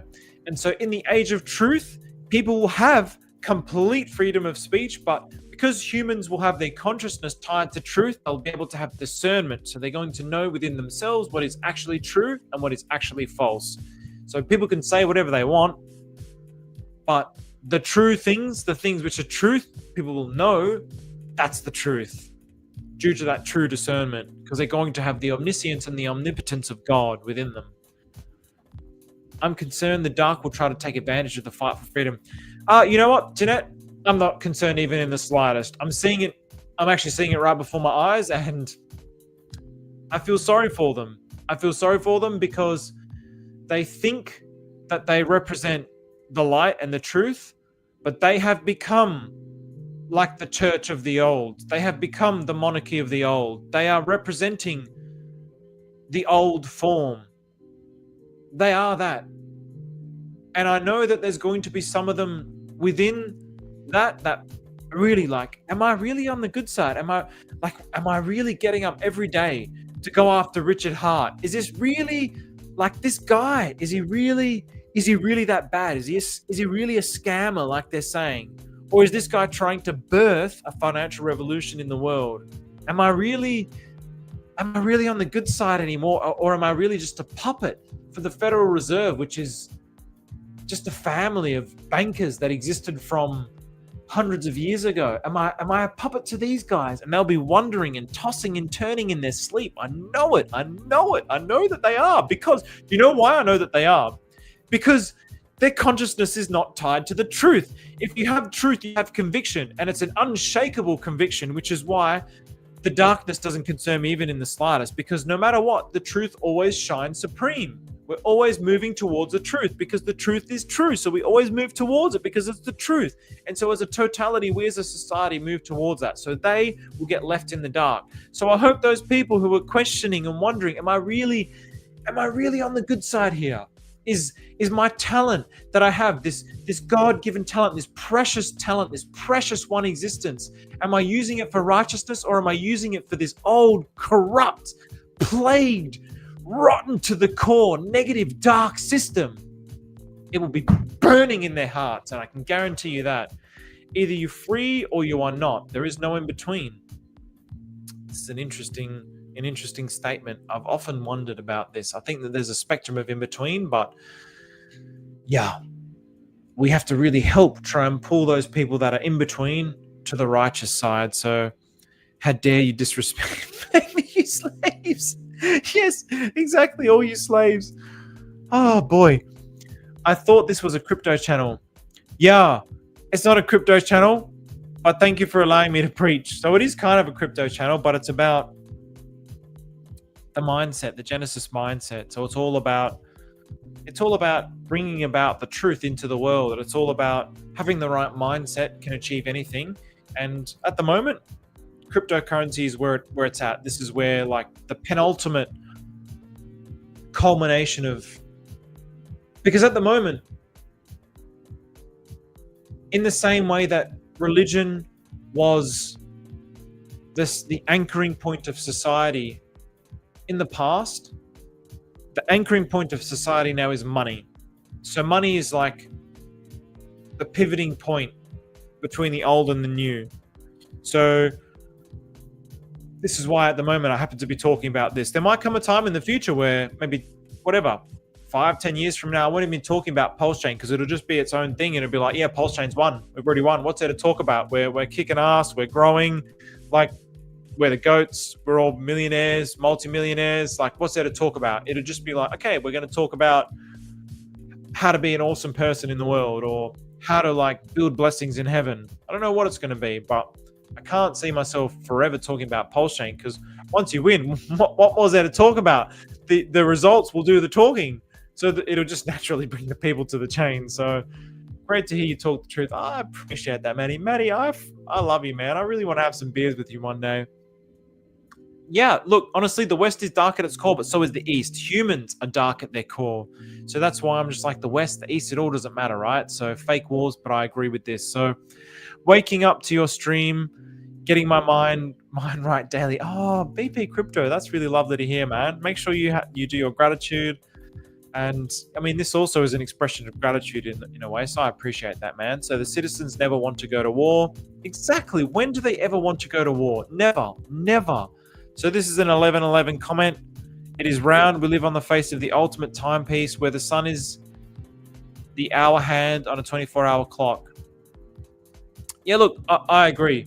I agree. I mean, just to me, it makes intuitive sense from my understanding of physics and nature and science, and just from an ethics perspective. But it doesn't matter, and I don't want to, like, demand that it's this way, because if people want to believe that it's flat and it ends up being flat and I was wrong, it's like, whatever. The constellations are the months. Yeah, I mean, we could debate this for so long, man. But I'm with you, bro. So what's good, Stephen and crew? What's good, Clintrons? Without the Thunderdome, we wouldn't have positively charged water molecules that would float above our heads as large as oceans. I completely agree. My perspective on wind has changed. It's good, Twitter, as a free speech, but I hear now it has porn and stuff. Yeah, it's a shame. There'll be a push for it to be used on the dark web, but I also believe good win.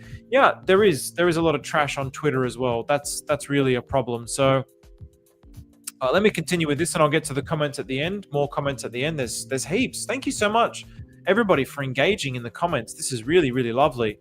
It really makes, like, it motivates me to come on and do these things. This is what I really enjoy. So, okay, so public debates and social spaces. So interesting that I didn't know that this was coming up next, but there you go. So public debates. So we have X. So yeah, the fact that there is porn on there, I see it too. I don't like it. I don't agree with it. I think children's minds need to be protected.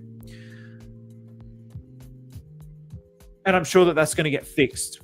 But it's allowing a forum of debates, social spaces. We have Twitter spaces. Like, Twitter is the cutting edge of this process of democratization and discussion. So as I mentioned before, we had the coffee houses, the salons, public squares, that were the centers of discussion and debate. Twitter has become the center of discussion and debate, especially now since Elon Musk has taken it over. So Enlightenment ideas gain traction amongst the middle class and the intelligent part of society. And there was revolutionary leaders in America which used public gatherings to rally support. So even this being on YouTube, this is a form of rallying. This is a form of a public gathering to rally support. I'm rallying support around Pulsechain. I'm like, you know, I just think of Monty Python. I'm like, you know, one of those crazy people that's postulating certain things and talking about this new age. I'm one of those people. That's me. And time will tell whether or not I'm crazy or if I'm talking the truth. And I believe that I'm talking the truth, but I believe that time will end up showing that because, of course, if it's the truth, then it will just naturally proliferate. So wars and global conflicts. Yeah, I mean, now the wars and global conflicts, there's always been wars throughout human society. So these conflicts highlighted the inefficiencies and injustices of powers of the time. And are we not seeing the same thing now with the war that's happening in Ukraine and the debate about whether to send the money over there or use it?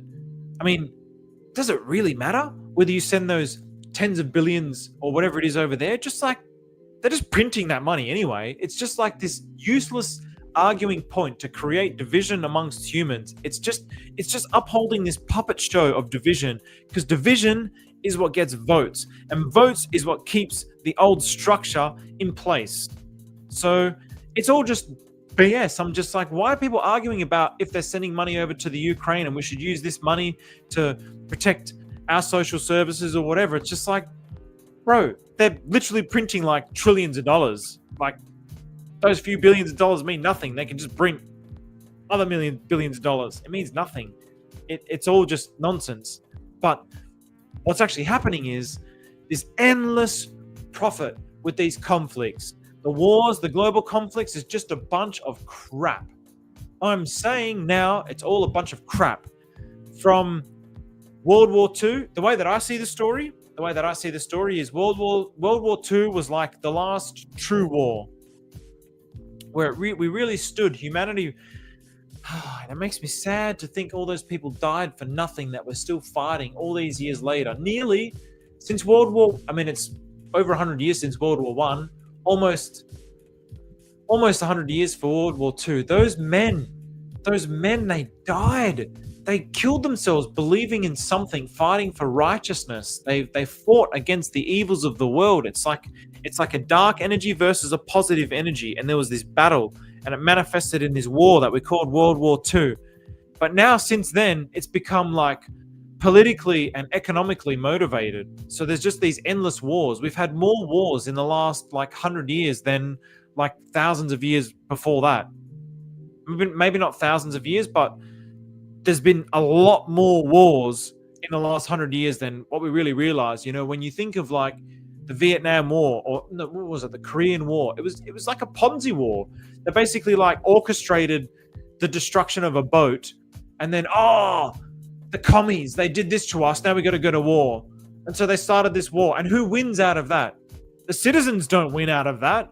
Who wins? The corporations. They win out of that. And then this is what the wars are all about. And then what they're trying to do is detracting your perspective from the fact that those pigs are profiting from the war. Those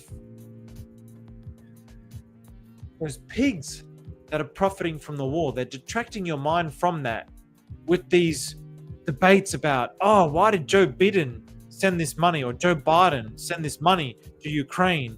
Why didn't he do this? And then CNN talks about this, and then CBC talks about this, and ABC, and blah, blah, blah. It's just noise. It's noise. It's noise to scramble your mind from the truth, which is these wars are endless, and the people that are benefiting from it are the corporations that proliferated through World War II. And since that moment in time, because capitalism relies on perpetual growth, which is why capitalism is a wonderful and beautiful thing, but it's not founded in the truth, which is why the age of capitalism is also coming to an end. In order for a company to continue to exist, it needs to grow and profit. So companies that are founded in guns and war and tanks and planes. They need to continue to grow. And so in order to continue to grow, they need profit. And in order for profit, there needs to be war. And so every single war, maybe not every single war, but the vast majority of them, I mean, so there was another video that I saw me post up about 9/11. It's like, I mean, I'm not going to go into the 9/11 stuff, but for me, it just has become so abundantly obvious. I'm talking like a pagan, but it's become abundantly obvious. Rise of individualism. This is another thing. And again, this rise of individualism is what's created this reaction of people with the flat earth that, well, they're telling us that humans are nothing, but actually humans are the center of the universe. And I agree. God is the center of the universe and God exists within you. So the rise of individualism here, those periods, those revolutions were driven by a rise of individualism. But what I'm arguing is now we're at the pinnacle of true individualism. Individualism means to exist as oneness, to exist as one. The true oneness is the oneness of God, the oneness of the universe. That is the true individualism. So again, it's like these opposing forces of like everything versus one. But in actuality, they're united and everything is one. So that's what I'm saying, that we're in this age of truth where the rise of individualism is the unity of this conception of God without and God within. And if you look through history, the conception of God has evolved over time based on our understanding of society. And so the conception of God has also evolved to this point now where we've reached this pinnacle, where it's reached its limit. Churches are dying, man. Churches are getting like, numbers are diminishing, and it's not a coincidence. It's not a coincidence. It's because people see the hypocrisy of the people who are teaching these words but not able to live up to those words. How can you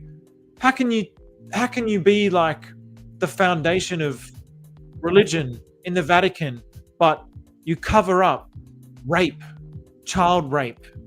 That's disgusting. It's disgusting. It's so bad. But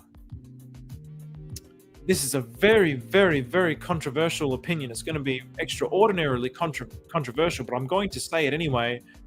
My heart bleeds, not only for the children, but for the priests who did those crimes, because they tried to abide by a scripture without a method to be able to abide by it.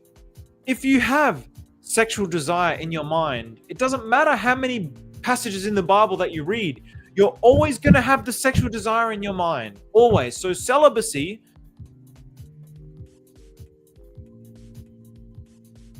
it's not going to solve that sexual desire just by saying, I'm going to be celibate. And it's manifested. So the cause is celibacy. The effect is raping boys. And I really don't want to talk about it more beyond this, because for me, it's self-evident and it's such a shame and it's such a pity, but that way doesn't work. Just speaking the words, just going to church on a Sunday doesn't work. We must actually become that. We must actually find the God within. And so for me, it's like, oh, yeah, of course. Like Buddhism, which is this diametrically opposed thing to religion, you bring them both together, and actually Buddhism talks about this nothingness, this state of nothingness, but the nothingness they think is nothingness, they're seeing from inside of their mind. So they see this nothingness and yeah, it's nothing. But that nothingness is life itself. It's alive. That's the spirit of God, that nothingness. And we can find that within with the right method. But we can't find that in the church. You won't find it in the church. You won't find it in Buddhism either. I'm sorry. It's just my opinion. So if any, I wish I could take that back now, because I'm sure it's going to offend some people. I wish I could take it back, but I can't, because it's said and it's live. So financial struggles of monarchies. So now the monarchies are the financial system. So we have DeFi versus TradFi. So this is the struggles. Traditional finance is cracking at the seams. They're just continuously printing money. So in those times, the financial struggles led to the revolutions, because the way that they were managing money, the way that they controlled money, reached its limit. So where are we now with the traditional financial system? Have we not reached its limit? Have we not seen the evidence of that in abundance? And so, I mean, it's just so obvious. It's just so obvious. And anyone who really believes in DeFi and decentralized finance and cryptocurrency really knows this. And that's why, for me, it's a real pity and a real shame that Bitcoin has been hijacked, that the conception of Bitcoin is dead, Satoshi is dead, Bitcoin is dead, and Bitcoin has become engulfed by TradFi. But that, for me, is like the last dying gasp of TradFi. That's why, for me, this could be the last epic bull run. This is the last dying gasp. Really. They're trying to take even crypto. But here, in Pulsechain, they cannot take it. They don't own it. They don't take it. We have the origin address, which is this beautiful protective mechanism against those forces. They can never, ever, ever be the top 10 holders because of the origin address. The origin address will always be the top holder. It will always protect the system,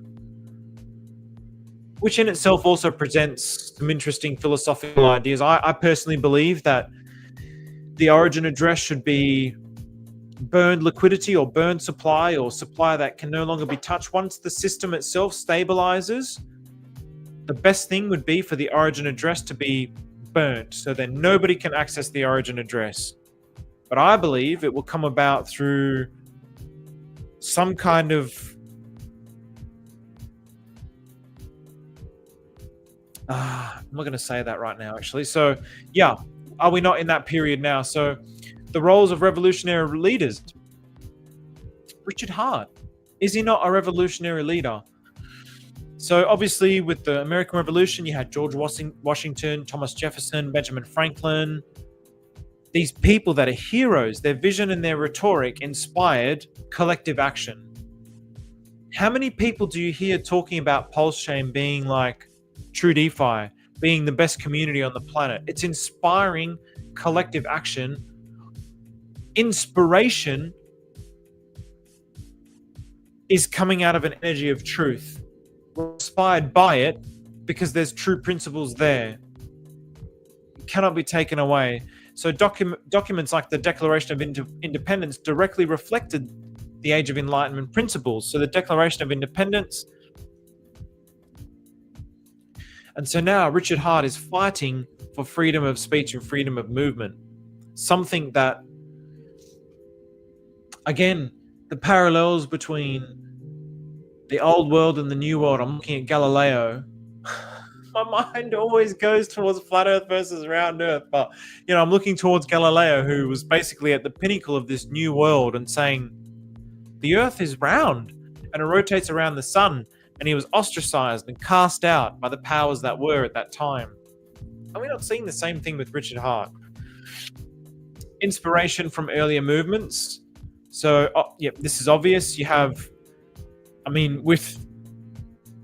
with the French Revolution, and I would ask you this, Ariel, with the French Revolution and the American Revolution, they took on inspiration from the Glorious Revolution, which is in 1688. So was that some kind of Age of Aquarius? Probably not, by the looks of what the years were. So, these precedences gave Enlightenment thinkers and the revolutionaries in America examples of how to challenge the existing systems.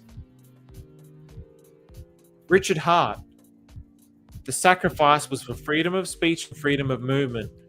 I don't think a single person understood even what he meant. Honestly speaking, I also was like, this is just a way of getting away with it being an ICO. I thought it was just like I just thought it was colorful words to basically, avoid any action from the SEC or something like this. But in actuality, he actually is making a statement on freedom of speech. He actually is making a statement on freedom of movement. So that's very, very powerful. So, there we go. That was it of that little rant. So I'm going to go through the comments and see what everybody's been saying and kind of take it from here. So, New Year's pegging, let's do it. Yeah, I mean, honestly, it's going to bring a massive, gigantic smile to my face. It's going to be like, it's going to be beyond epic because I've got, I mean, I mean, yeah, coexisting Stephen becomes a millionaire overnight because if coexisting Stephen becomes $90 or $93.33, and I have, how many tokens? I mean, I just want to do the math. So dopamine hit alert, 19,000 times. I mean, this is just one example, right? It's 1.5 mil. Your boy's a millionaire. That means my dream of a purple yacht, cocaine, hookers for New Year's, Andy C, drum and bass Andy C DJ on New Year's Eve, it's sorted. It's sorted. That's what this channel's all about. It's just a charade. It's just a charade. It's a charade for the purple yacht. As soon as those water molecules start to neutralize and the rain can begin to fall again. Wow, what happened here? Let's go here. So when that positive charge finally builds up, I have to read this in its totality, actually, because this looks like a really awesome statement. So without the Thunderdome, we wouldn't have positively charged water molecules that would float above our heads as large as oceans. It's good Twitter's free speech, but I hear now... hang on. And then... hang on. So this strand of above our heads as large as oceans. When that positive charge finally builds up to the point where the gap insulation, the distance between the Earth ground and the sphere or the firmament are too small to insulate the arcs to ground. As soon as those water molecules start to neutralize, and the rain can begin to fall again. So that's epic. I mean, that's epic. I mean, I look at that, I'm just like, what a beautiful,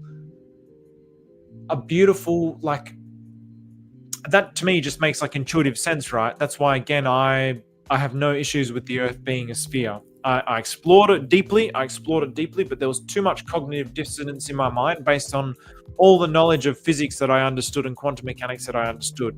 It's almost like if I only understood this much about reality, then yes, the flat Earth can fit perfectly into that understanding of reality. But if I understand this much, then as soon as I get into this portion of reality, the flat Earth doesn't fit in there, and there was too much cognitive dissonance in my mind. So that could either be that I've fallen down the scam where it was all about the flat Earth, and I've fallen down this scam of knowledge and information that's the scam, or the psyops or whatever, or that the flat Earth is wrong. I don't know. I don't care. It makes no difference to the outcome of my life. So, but I just cannot help but be in love with this idea of an infinite universe and this thing that's just spinning and moving through the universe, the infinite universe emptiness. What happens when the darkness realizes it can't win? This is going to be an interesting point. Oh, sugar. Why is that not black? It's going to be interesting. I'll put it to black so people's eyes can be... it's going to be interesting, Michael. I think it's going to be like every one of these revolutions, there's going to be... It's like... Do this experiment if you've never done this. Most people probably wash their dishes in a dishwasher. But as a kid, I'd wash my dishes. I'd fill up the sink with hot water. Not boiling water, but hot water. And then sometimes I would have, just before washing the dishes, have drunk a glass of water, a cold glass of water. And when I was hanging out with Somi, we would have 3 ice cubes in our orange juice straight from the fridge. And so the glass itself is cold. If you put that cold glass of water into the hot sink, the hot water, the glass shatters. The energetic states is too diametrically opposed that it causes the glass to break. And so I see that same thing with the American Revolution and the French Revolution. There is a state of existence that can no longer sustain itself versus a new state of existence that is coming into birth, coming into existence. And so there's going to be a clash. But eventually, one falls away and one survives. And so I think that there's going to be some cataclysmic, unfortunate event. I would like to say that there's not going to be. And I would like to say that actually, you know what? You know what? Okay, let's go there. Should I go there? Kyokami Rock, I won't even be able to say it. Shit. Damn. All right. So in one of the Korean books of prophecies, I read this one night.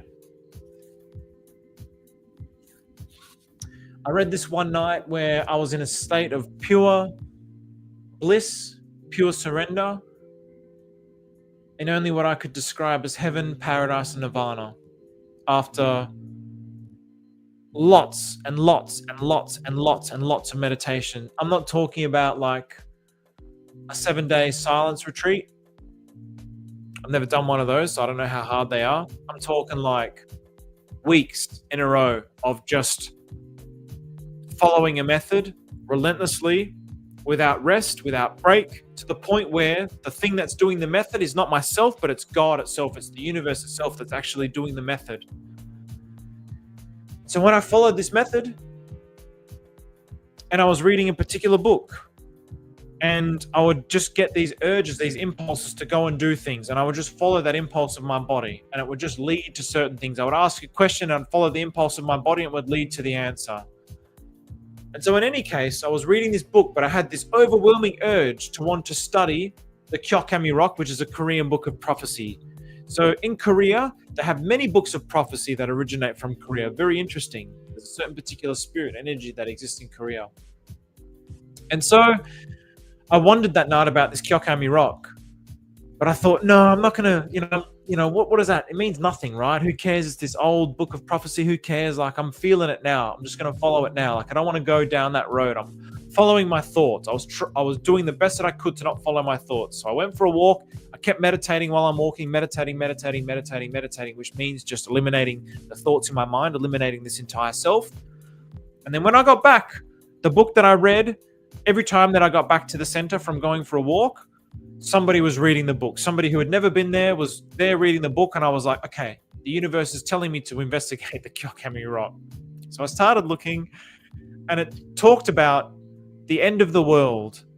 And at the end of the world, there would be essentially the Messiah and the 12. And so the Messiah and the 12 would be at this moment of World War III, essentially. And the way that I interpreted it, the way that I understood it at the time, was there's going to be this point of World War III, but it will get stopped before it even begins, because the Spirit of God will stop it. So in the past, things will clash and break and fissure because there's the falseness clashing with the truth. So there's still going to be some kind of like counterpoint. But the truth now, because now we're in the age of truth where all the things, even in the Sermon on the Mount, Jesus talks about a time of fulfillment in the future, the second coming. I'm saying that time is now. We're in that time now. And so that Messiah will be the thing which stops that. And that Messiah is the force of truth, the force of God, the force of righteousness, the force of Buddha, the force of Allah. They all talk about it. They all talk about it in all the religions. So yeah, there's going to be like a cause and effect, but truth wins. So I have no worries, no concerns whatsoever. Space is fake. How do you know that space is infinite? Yeah, I mean, how do you know that it's not? Do you know that dark matter was invented as a placeholder for the massive margin of error in relativity? Yeah, you know what? Look, bro, I mean, how do you know that it's not? I'll ask you that. I'll put that question to you. And you know what? I agree with what you just said. Do you know that dark matter was invented as a placeholder for massive margin of error in relativity? I agree. That's what science does. They basically, it's trying to formulate a thesis on reality. That's what science is. So I think that dark matter is probably wrong. It probably is wrong. I think that gravity also is wrong. This is just my own little crackpot theory, but I believe that gravity is basically, if time and space is just one, then the condensation of time and space is what we call gravity. So as this field of energy and light comes together, the distance between this part of, let's talk about this from like, let's just say the universe is made up of all these blocks, which we would call energy, and everything is just energy, and it's like energy and space, and it's just like perfect pure field of like one dot and surrounded by space, and like multiply that infinitely. And so as it comes together, the space between disappears because it comes together through, and then that's what we call as like gravity. We call it as some kind of force, but gravity is not really a force. It's just like the coming together of energy, and we call it as gravity. So I think it's like this placeholder. That's a complete crackpot theory, but yeah, this is what science all is. So you asked, hexagon shape with two internals, so literally hexagon is shaped with two internals, so literally 666. Pulsechain is a hexagon, so 6, then has the pulse inside, which is another 6. Let's have a look at this. So hexagon shape with two internal, so literally 666. Oh yeah, so hexagon 6, and then pulse. What are we saying? 1, 2, 3, 4. 1, 2, 3, 4, 5, 6. Where's the 6 come from that? Which is another 6. 1, 2, 3, 4, 5, 6, 7. Are we talking about the lines? I'm not too sure there, but the hexagon. Yeah, I mean, sure, why not as well, right? So you're paying attention to 877 Dev, who was involved with pDAI. He created Linker ecosystem, which many are comparing to earlier Atropa. I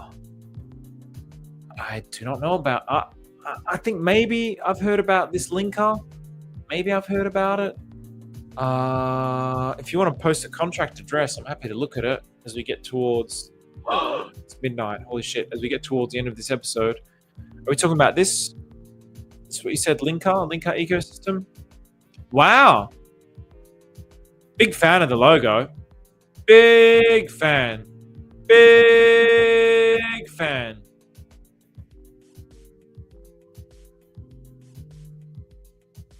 Linking CDAI to comp. Big fan. Not with the linking CDAI to comp. I'm not saying a big fan to that. Not saying I'm not a big fan of that, but just the logo. Wow. I mean, why don't people tell me this before it's done at 10x? I mean, that's probably not this. That's like, I mean, that's like a 40x. I mean, who knows, man? Yeah, 866k volume. That's pretty epic. That's a shitload of volume.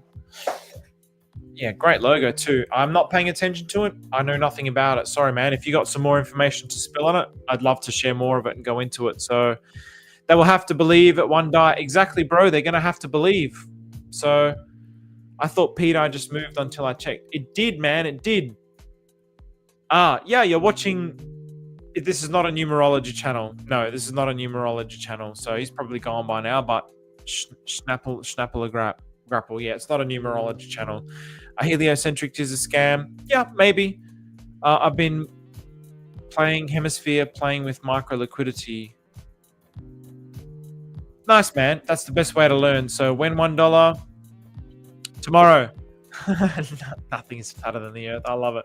1 billion seconds is 35,000 years.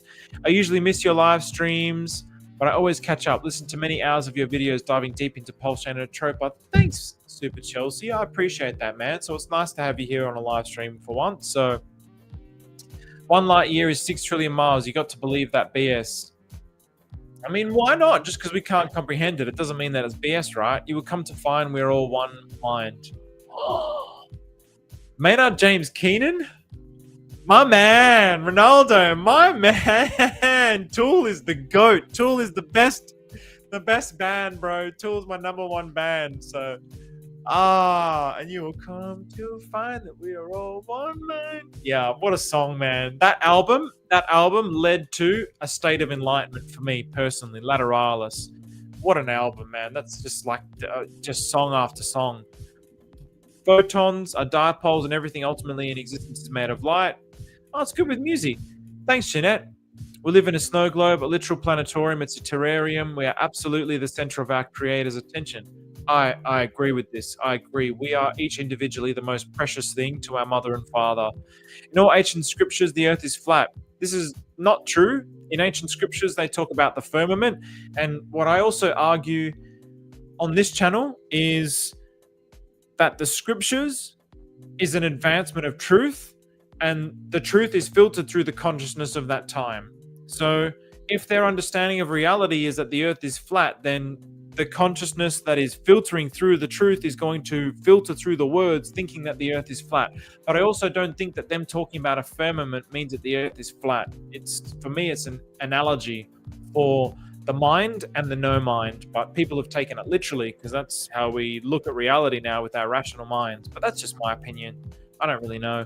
What's faster than the speed of light? You know what's faster than the speed of light? Something getting sucked into a black hole. Say it. Religion is religion. I like what you say at the Vatican. I won't say that word, but I've said it enough. Fucking satanic. Why not? It is. It really, really is. It's horrible. There you go. So you will for sure. You're smart. I don't know what this was in relation to, but I don't think I'm smart, man. But thank you so much. So these guys have the Chippendales come and dance for him on a Saturday morning. Now, it's disgusting. So the physical body is just a firewall that buffers the frequency of. This is what I'm saying about filtering through the truth. I love this comment. Great comment. Thank you for that. The human body is a Goldilocks zone where if it goes too far either way, it perishes. So many are called, few are chosen. Banksters held the power thousands of years ago. Pulsechain and Lau are here to change the game. GFM, I've never seen you in here. Nice to see you, GFM. I see Pulsechain. I honestly never thought in my wildest dreams. It's only as I've continued to dive into this that I'm like, the inevitability of what Pulsechain is. Like, wow. Yeah. Which is why God used to use angels to contact us. That's like the kitty gloves for dealing with us because he's too much frequencies. I like that perspective too. Angels now walk amongst us. So yes, you want to focus on the outer space, but God speaks to you from inside. I have a very interesting perspective on this because if I am that oneness and this body is an illusion, then somebody talking to me is also God speaking to me from within. When we think from within, we think about, this something that happens inside of this thought or inside of this heart. I'm not saying that that's not from within, but what I'm saying is within also means somebody come and saying something to me. If I have a thought and it's like, should I go this way or that way? And somebody comes along in the next moment and says, hey, don't go that way. You're going to die. Go that way instead. Then that's God. That's God within. Because within is like, if it's the oneness, then within is just everything in existence, right? So that's just my perspective anyway. My experience with truth leads me to feel we are doomed until Jesus comes back. Yeah, I mean, Jesus, I would agree with that. What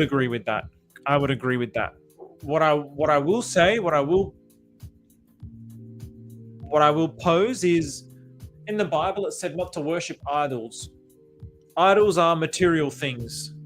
I'll leave it at that, and I'll let you think about that. Give thanks to the grand architect for creating this realm. None of this happened by accident. We are more special than we realize. The Big Bang was invented to deny the existence of God. I'm not too sure about the Big Bang, but I believe that we're in this time now. Also, this is why it's the age of truth. We're in this time of reconciliation between science and religion. When I had this enlightenment experience, I saw religion and science as like two sides of the same coin, but they couldn't see it because they're only seeing it from religions are seeing God from inside of their mind world. Science is seeing reality from inside of their mind world. But if you come out of that mind world, then you see reality as it is. So you can see the God in everything, and you can see the physics of everything. It's the same thing. They're just talking. That's why truth doesn't actually exist in the names. That's why I'm saying God, Buddha, Allah, whatever you want to call it, doesn't matter. Truth doesn't exist in the names. do you think God wakes up every morning and goes, "Hey, I'm God, don't call me Allah"? Like, come on.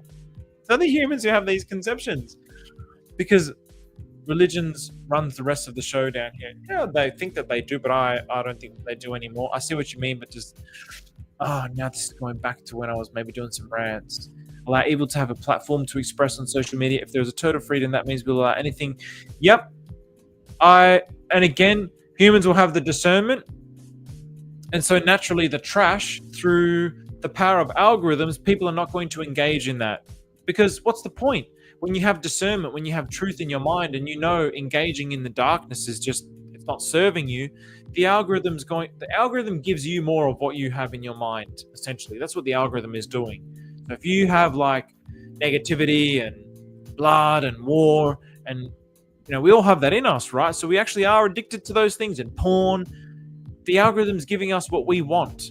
That's the thing. But when our consciousness is true and we don't have those things in our mind, in the same way that, okay, celibacy is a great concept, but if you have sexual desire in your mind, it's impossible to be celibate. It's impossible to be celibate. It's like a fat kid who's like, I'm not going to eat any food, but they're in the chocolate factory and they're like, but I'm not going to eat any food. It's impossible. It's just not going to happen. If your mind is full of sexual desire, you're going to have thoughts of sex. It's impossible. Just having faith in God and saying I'm celibate is not being celibate. You have to remove it from your mind. And it's evidenced in their actions, is it not? They want you to be programmed through your unconscious, the delta brainwaves, the delta blues and blues frequencies. JCLP81 coming up with some truth bombs out here. I'm liking this. I mean, there's a reason why demons use that infectious grooves. Look at Morgan Freeman buying up all the Damon. I don't know what Damon Pro is. Morgan Freeman. Oh, Morgan Freeman. Morgan Freeman. No, not Morgan Freeman. No. Oh, wait. Who's Morgan Freeman? Oh, no. Don't tell me he's a demon too. Oh, no. 7. But he was in Bruce Almighty. He was in the Shawshank Redemption. He was God. He narrated God in the Netflix show. No. Morgan Freeman. No. Oh, man. Oh. Yeah, I mean, look, like I said, no, it shouldn't. But in the age of truth, there won't even be those things, because those things won't be in people's minds. The child... If you're Leonardo DiCaprio and you're getting as much as you want from as many sources as you want, are you having child porn? No. I can tell you now, he's not even thinking it even in the slightest. But when you're deprived and you're like in the lower echelons of society and your internal desires aren't being fulfilled, then it manifests in these disgusting behaviors, in the same way that celibacy manifests in these disgusting behaviors. So again, the solution is to remove it from your mind. This is why we're in the age of truth, because it's to go within, but within is also without. And so all that means is to remove the thoughts, is to remove the self from your mind, and then it's just God. That's all that there is. It's just the emptiness, the universe emptiness, which is alive. And that's why it's so obvious to me, but yeah, I could talk about this forever, but until you actually do it for yourself and see for yourself, then it will just be words. These are all the disobedient angels. Yep, exactly. Wow, you really love this topic. So JCLP, this is something that you really like. I like everything that you've said. So the devil's in the details, so you get to step back and you have a look. We're in these physical bodies. I like the comment about the firewalls. There's so many comments. I'm only like halfway down. All right, I'm gonna have to speed through some of these comments, so I don't want to like dismiss people's comments, but I'm gonna quickly whiz through these. Otherwise, I mean, yeah, it's already way too late. So, micro liquidity. and making moves up with almost no transactions since July. I've been playing with micro liquidity and making moves up with almost no transactions since July. Good on you, man. Good stuff. We are really blowing up the chat. Me, I'm a Virgo. Speaking of male dancers, Neil deGrasse Tyson, what a tool he is. There is. Wars on our minds, done to ourselves. Exactly. What's this Building 7? Speaking of World War I and World War II, have you seen Europa, The Last Battle? I have not. Is this something on Netflix?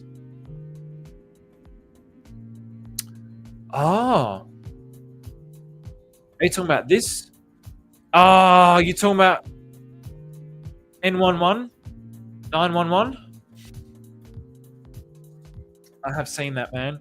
I have seen it. I'm very skeptical of the whole thing. Honestly, I don't believe anything that anyone says about those things. It's hard. So, celibacy is not writing in the Bible, just an invention of the Roman Catholic Church to not have priests and their families inheriting wealth.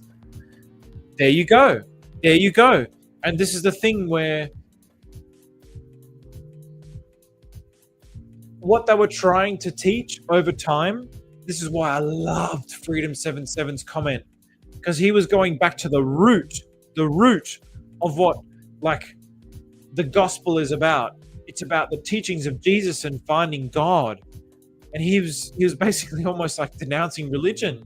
And I was like, yes, Freedom 77. I love this, because for me, he was like, I really respect Freedom 77. He's like his posts are just phenomenal. He's like this. His gratitude. I envy his degrees of gratitude. I'm like he seems so blessed. I'm so happy for him, the type of guy that he is, the work that he does. I'm just like, man, I love this guy. And so every time I talk about religion, I always have in the back of my mind, I'm like, I really hope I'm not like offending people like Freedom 77 and King Daniel, people that I really respect and love, and Eddie Quotes, and people. I don't want to offend people, and I'm just putting out my opinion, and opinions are garbage. So yeah, but I look at the histories of religions, and I'm like, I look at the history of society, and Maddie, as a sociologist,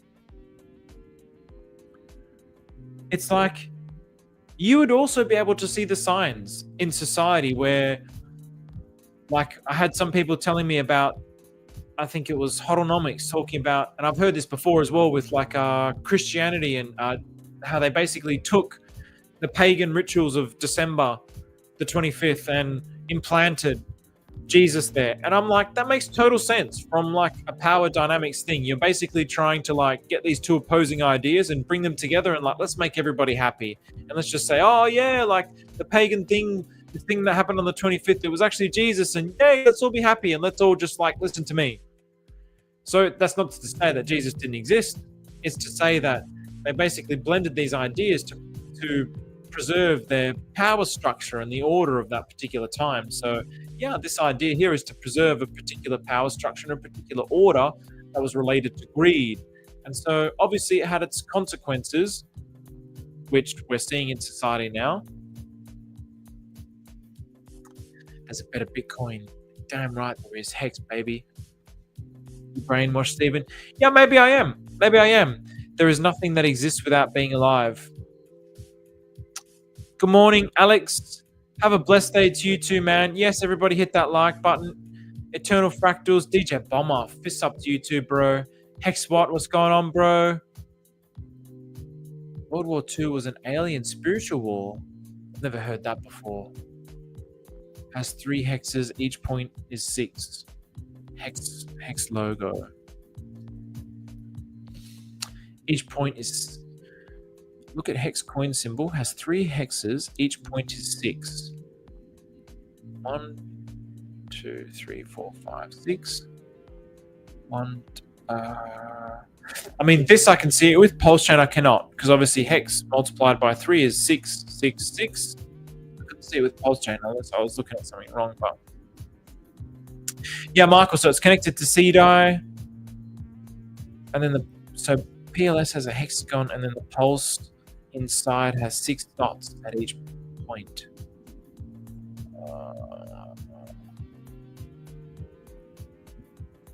Pulse logo.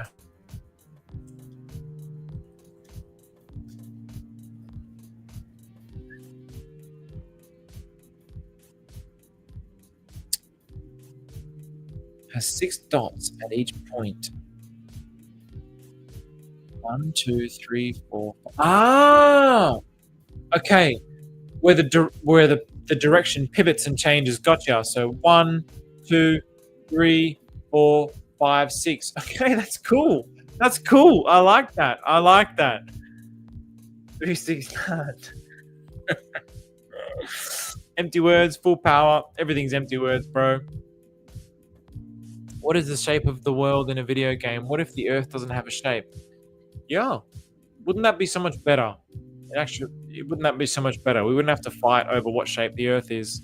We wouldn't have to hate each other over what shape the Earth is. That's the position that I come from. Like, people really hate each other over this. Like, really? What's the point, guys? What's the point? Who cares what somebody believes about the shape of the Earth? Does it really matter? Does it really matter? It really doesn't. It really, really doesn't. So, the Buddhist Jesus, right? I mean, I've heard some ideas that Jesus went to India and then he came back and then he like basically walked through the desert, and probably as a process of not eating enough food and maybe the cycles in his body or something, he had some sort of experience. Is it really possible to 10x? I mean, I don't see why not. I mean, it depends what we're looking at, but definitely, bro, I don't see, I think everything, not everything, but I think a lot of things are going to 10x on Pulsechain. So, God has many names. How do I figure out which next meme or 100x or more follow whale wallets or creators? I had a process for finding memes, and it required too much time and energy that I wasn't willing to look into, but I have done videos on this with base chain, and I found multiple 100x's. So you could go to my YouTube channel, or you're on my YouTube channel, go into the playlists, go into base chain. I think I made a base chain playlist, and then look at like how to find the next 100x gems. And I followed that particular process, and I was able to find several 100x's. So, all right, I'm gonna have to. Oh man, there's new people in here as well, but I'm gonna leave it at that. So.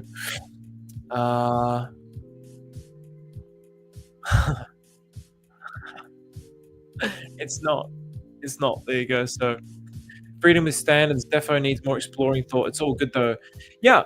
So again, my perspective is, and this is just my opinion, but the age of truth is the natural order of things. Do the cheaters have laws where you're not allowed to hunt gazelles after 5 p.m.?